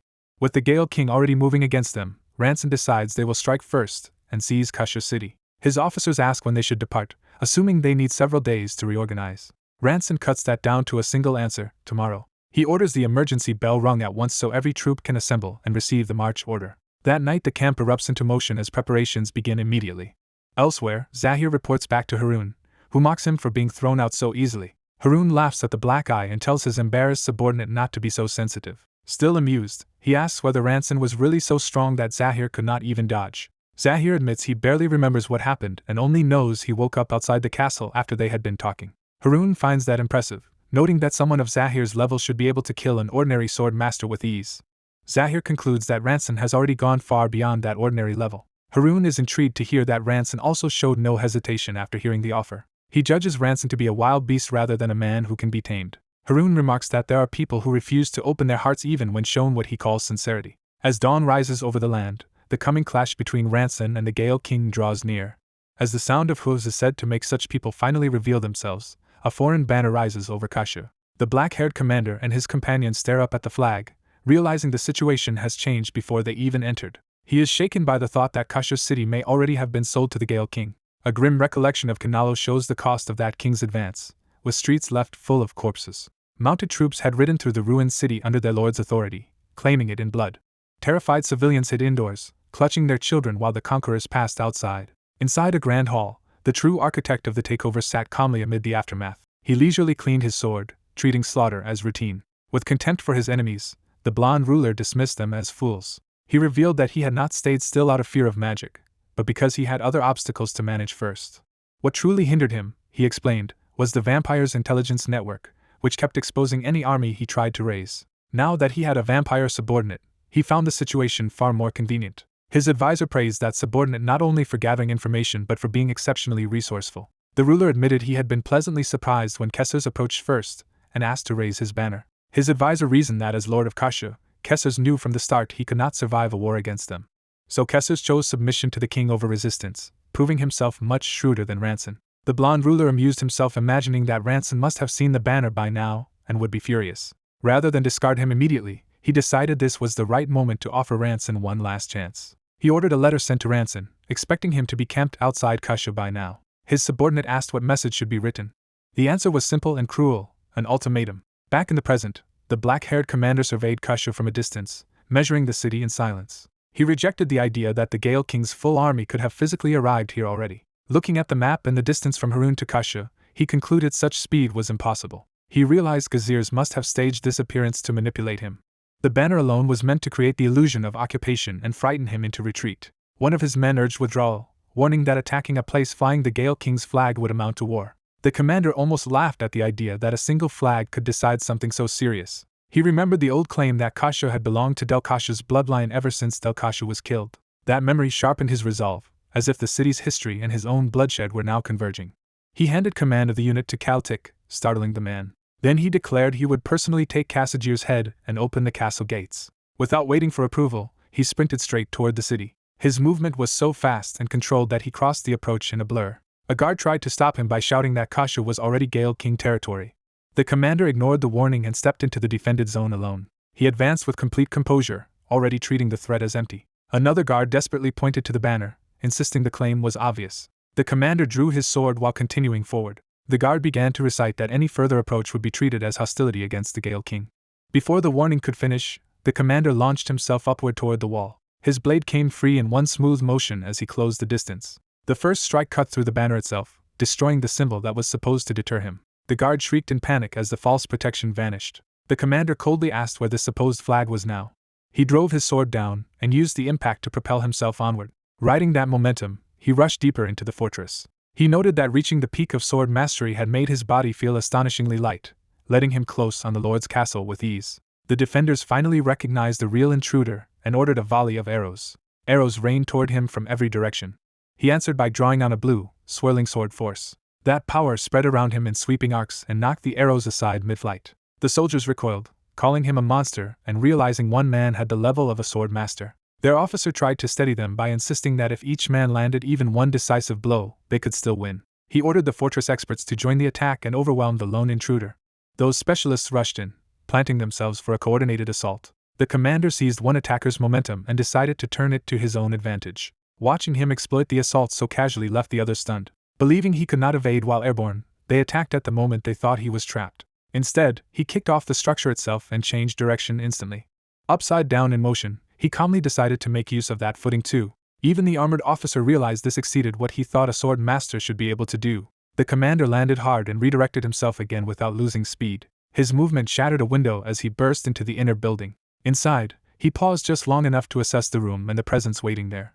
He reflected that he had never expected to return here after killing Del Kashu. Then he found himself facing the same berserkers who had once hounded him during that earlier battle. Their leader bared his fangs and entered a berserk state at the sight of him. The commander remembered these men as the most persistent nuisance from his fight with Del Kashu. But he no longer feared them, because he knew he had grown beyond what they once forced him to endure.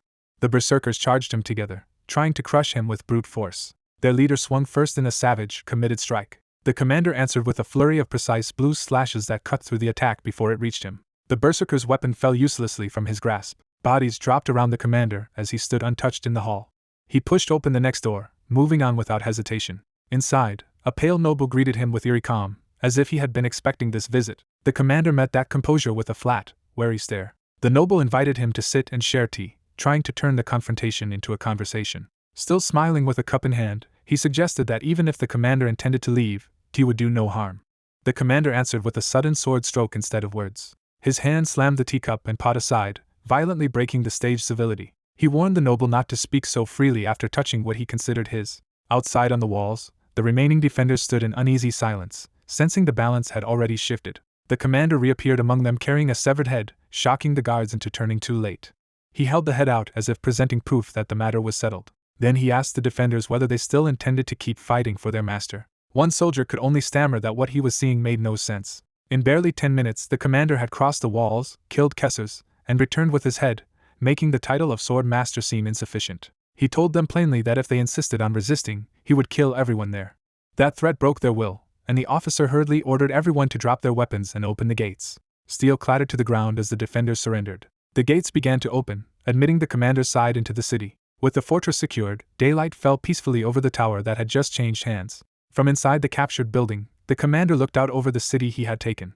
A subordinate reported that the Kushan administrators who arrived with the 1st Regiment were already assessing Kusha's assets, manpower, and resources, and that the city would be fully under their control in 3 days. The commander relaxed, pleased that they had seized Kusha before the Hurricane King could truly claim it. Kaltik pointed out that, strictly speaking, the city had still been flying that king's banner, which could create trouble. The commander dismissed the concern and asked why that should matter. He argued that a clash with one of the 5 kings had been inevitable sooner or later anyway. Kaltik was unsettled by how casually he spoke about provoking one of the 5 kings. Inwardly, he concluded that the commander had become the most frightening person he knew. Their exchange was interrupted when someone urgently called for the commander. A soldier rushed in to report that while searching warehouses and underground passages, they had found something strange. What looked like an abandoned storage room from outside turned out to be arranged like a chapel within.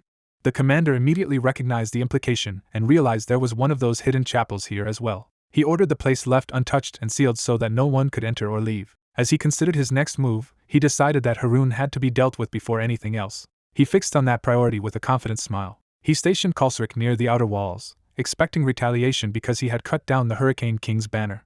He ordered that any sign of movement be reported immediately. Far away, the red-haired warrior Purge of the Hurricane Cavalry heard of his actions and judged him insane. She repeated the outrageous report that he had ignored Lord Harun's banner and taken Kashu anyway. Even she, who already knew he was reckless, wondered whether he somehow had multiple lives to waste. Offended by such arrogance, she declared that not even the Empire would dare treat them this way and resolved to ride out.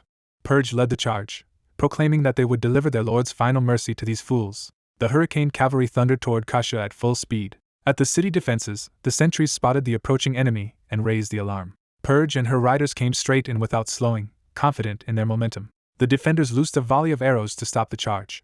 The arrows streaked toward the riders in a dense wave. Purge only scoffed at the attempt. She and her cavalry slipped through the barrage with impossible ease, leaving the defenders stunned that every shot had missed. The men at the gate could only shout that such a charge should have ended in a crash. The white horse's forelegs rose as if preparing for something no normal mount could do.